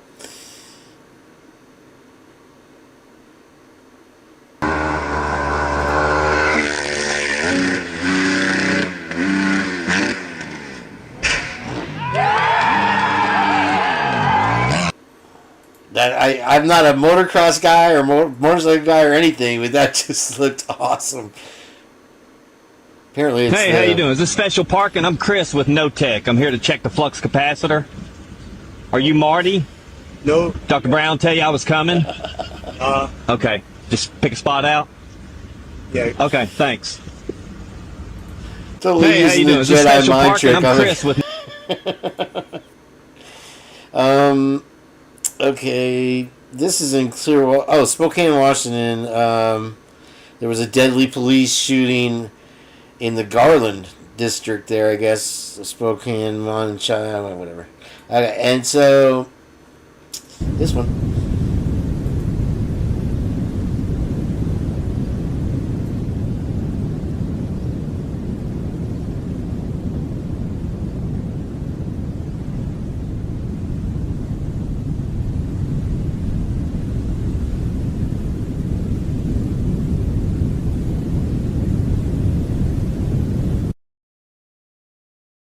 That's bonkers. I just, something about this particular thing in Pullman, man found dead in Berg building.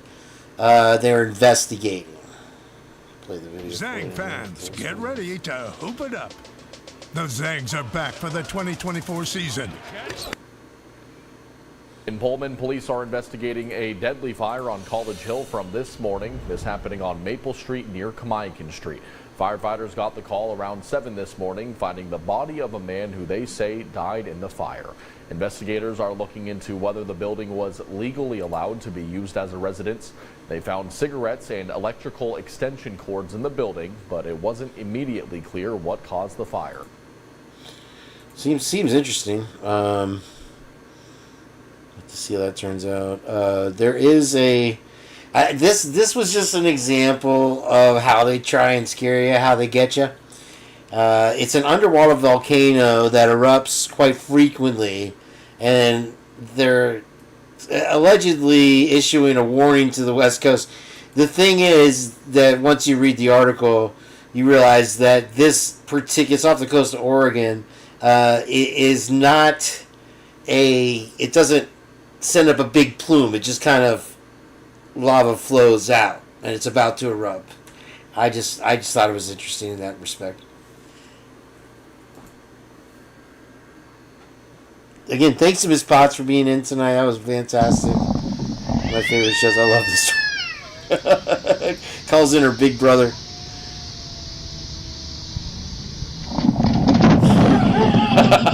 Get the fuck out of here. Alright, let's see here. Twiz is watching. And we gotta laugh and have fun, because you never know when this is all gonna end. My uncle had a heart attack right before the Super Bowl. I literally watched him die. He grabbed my arm and told me to call the paramedics, but it was too late. The game was starting. It's like terrible. It's really bad. Oh gosh. Okay, let's see. This was Clearwater, I believe. There was a shooting at a bar overnight. on New Year's Eve, and I just, what drew me to this was one of the comments that said nothing Thank you, Jenny. We're staying on top of good happens in these places after midnight. And that's a great point. Like I said, you are putting yourself at risk going to any establishment that serves alcohol. From the moment you walk in, it's a place of known chaos, possible chaos. So you lose a lot of your civil rights just by being there. So be very careful when you go out. There are people. Okay, so this was the one that I was telling Jen about. We didn't get to it with hers, unfortunately. RP advising he is being scammed over the phone. Say someone's calling him, making threats to sue and go to court. Officer contacted no report. And then there was a sex offense on Louder, and this was like last week or a couple days ago. Male running around naked in the plaza. Officer responded, no report. That one kind of struck me. All right, check this out. This guy, and they show the picture of the guy. This is in Marathon, Florida. If you're familiar, the Key West Bridge goes to Key West, 9 Mile Bridge, 7 Mile Bridge, whatever it is. I recognize this guy. I don't know how. I don't know why. But he ran from police, jumped off the bridge, and attached himself to this boat. And I saw his face, and I was like, I recognize that thing. I think maybe from the music store. Something. I don't know. There he is. I guess he kind of looks like the guy from Maroon 5. Maybe that's what it is. So anyway, that happened. All right, a couple more. Dies after fleeing deputies. Check this out. In Florida, pests are extremely prevalent and just one of those things you have to deal with. Call now to schedule your free inspection and you'll receive $50 off your first initial pest control service. Solve your problem today the Phoenix way with Phoenix Pest Management and Wildlife Control.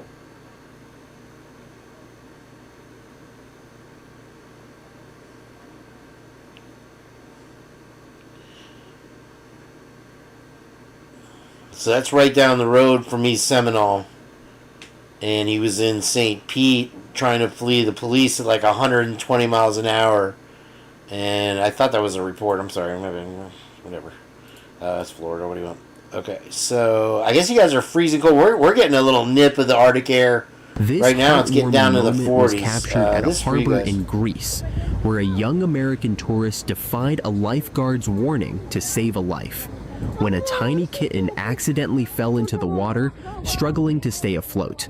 The nearby lifeguard simply watched, cautioning the woman, "It's not safe to dive." But she couldn't ignore the small, helpless life slipping away. Despite the risk, she jumped in, rescued the kitten, and gave it a second chance. Now, she's adopted the kitten and plans to take it back with her to America.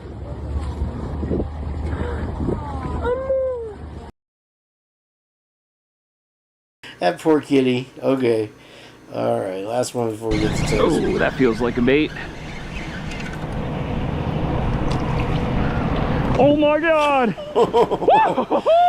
He's in a kayak, and that's a bull shark. And I told you guys the story that happened here. There were two shark attacks back to back. One of them was a doctor, and every, I guess, morning he would walk out to his dock and jump off in the water and take a little swim, and his wife would walk out there with him. Well, one day around the holidays, his wife, and his son went out, and he went to go take his dip, and he jumped in, and before he even hit the water, a bull shark bit him literally in half. And unfortunately, the son took his own life a year later here in St. Pete. This is Pasadena area. I don't know what this is, but what I'm talking about is. And then there was another lady that was attacked by a bull shark because it was evening time, right at feeding time, and we have these little inlets in the intercoastal waterway, and the lady decided they were on a pontoon boat, partying, whatever. She saw the hotel. There's a little beach right there. She said, I'm just going to swim in. So she swam quarter mile maybe, never made it to shore, and nobody saw whatever. And I don't think they ever recovered the body, unfortunately. All right, let's Oh get my the toes God! here, so. Yeah, bull sharks, they are the ones, tiger sharks, bull sharks, they like to bite first and ask questions later. It seems like with blacktip reef sharks and other stuff like that, that if you're scuba diving, you have a chance. If you look like a seal, you're pretty much not gonna make it. All right, so let's see. This is one from him a little while back. It struck a chord with me. Here, why don't it's not coming up here? I had it pulled up. I just don't know where it is. So bear with me here 1 sec. And then we'll wrap it up. Oh, we're at 3 hours. I'm trying to stay under 3. Oh, well. This happens. This is a nice little setting. Maybe we'll look at... I think Rollo said he had a new video. I'd like to look at that. Where did it go? Which one was it? Where'd it go?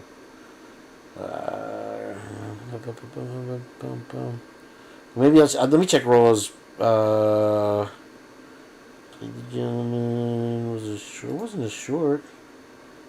Oh darn it! I look like an idiot. All right, that's it for the show. No, just kidding. Hold on one second. Play rules. No, I'm sorry, Toes. Where did it go? It was a really great video. It was him by a little waterfall, and I really enjoyed it. Where did it go? It's got to be the ones. It's got to be that one. There we go. True crime.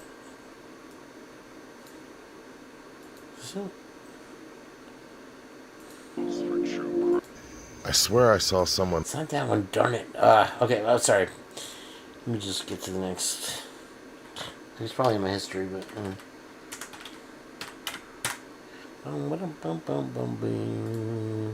What do you got for us, Rolamato? Anyone? 10 days ago, we saw that. Damn it. Okay, hold on. I will find him. I wonder if it's under his alias one there. Sure, it's somewhere. Okay, hold on. Let me check in on this lady, because she's always doing stuff. If I don't play it, I will get hell when I get home. The old Fixiana here. Why isn't... Ugh. Am I not spelling right? Yeah. This is what I do all the time. In the chats, there we go. Alright. We got anything there? Okay. Community posts. I'm sure there's something there. Missing student. Latah County seeks help finding missing Moscow high school students. I saw that one. Okay. 12th annual potato drop rings in 2020. I just have to watch that. You are at the largest party in all of Idaho. Where we lower the potato.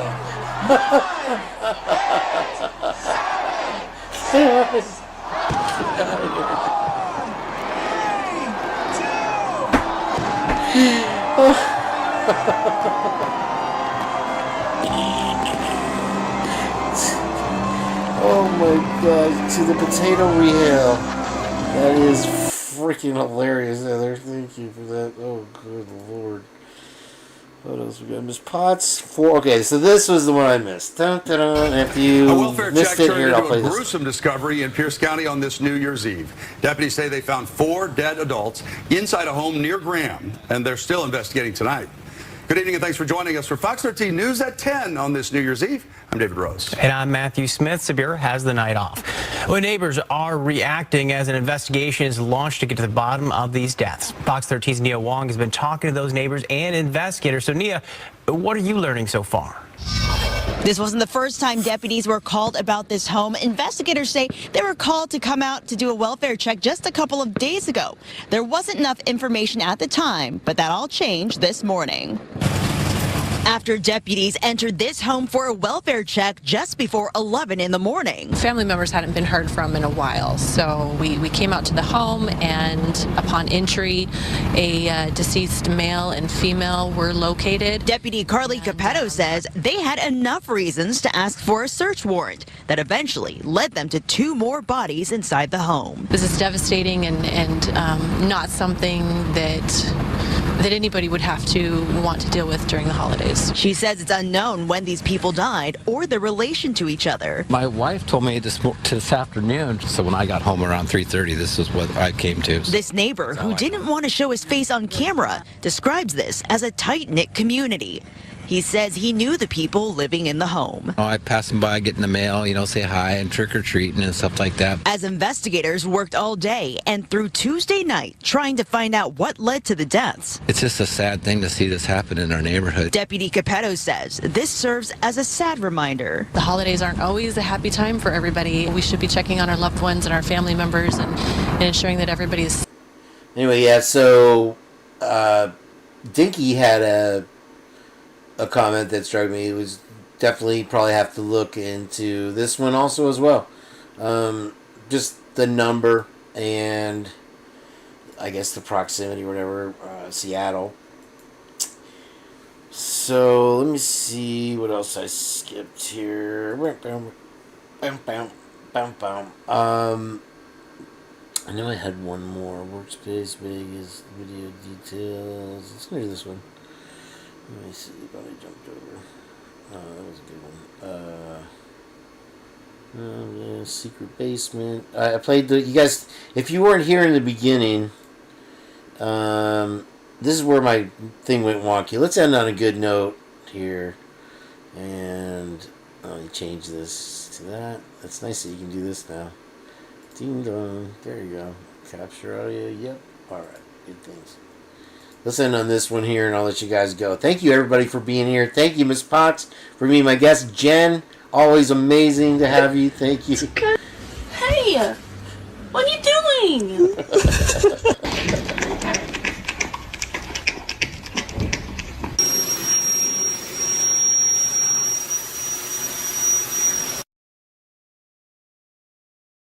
Be talking to me.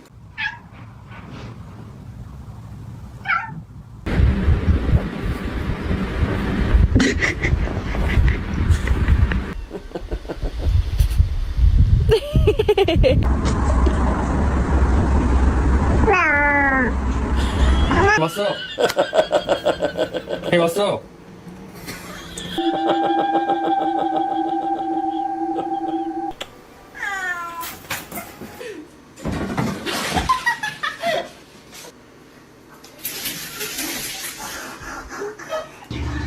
Carl. It's okay. Hey, what are you doing? Alright, you guys, you're awesome. I appreciate everybody being here. We'll do it again in a few. Happy New Year, everybody, and let's make this a good one, y'all. I appreciate y'all. Let the chat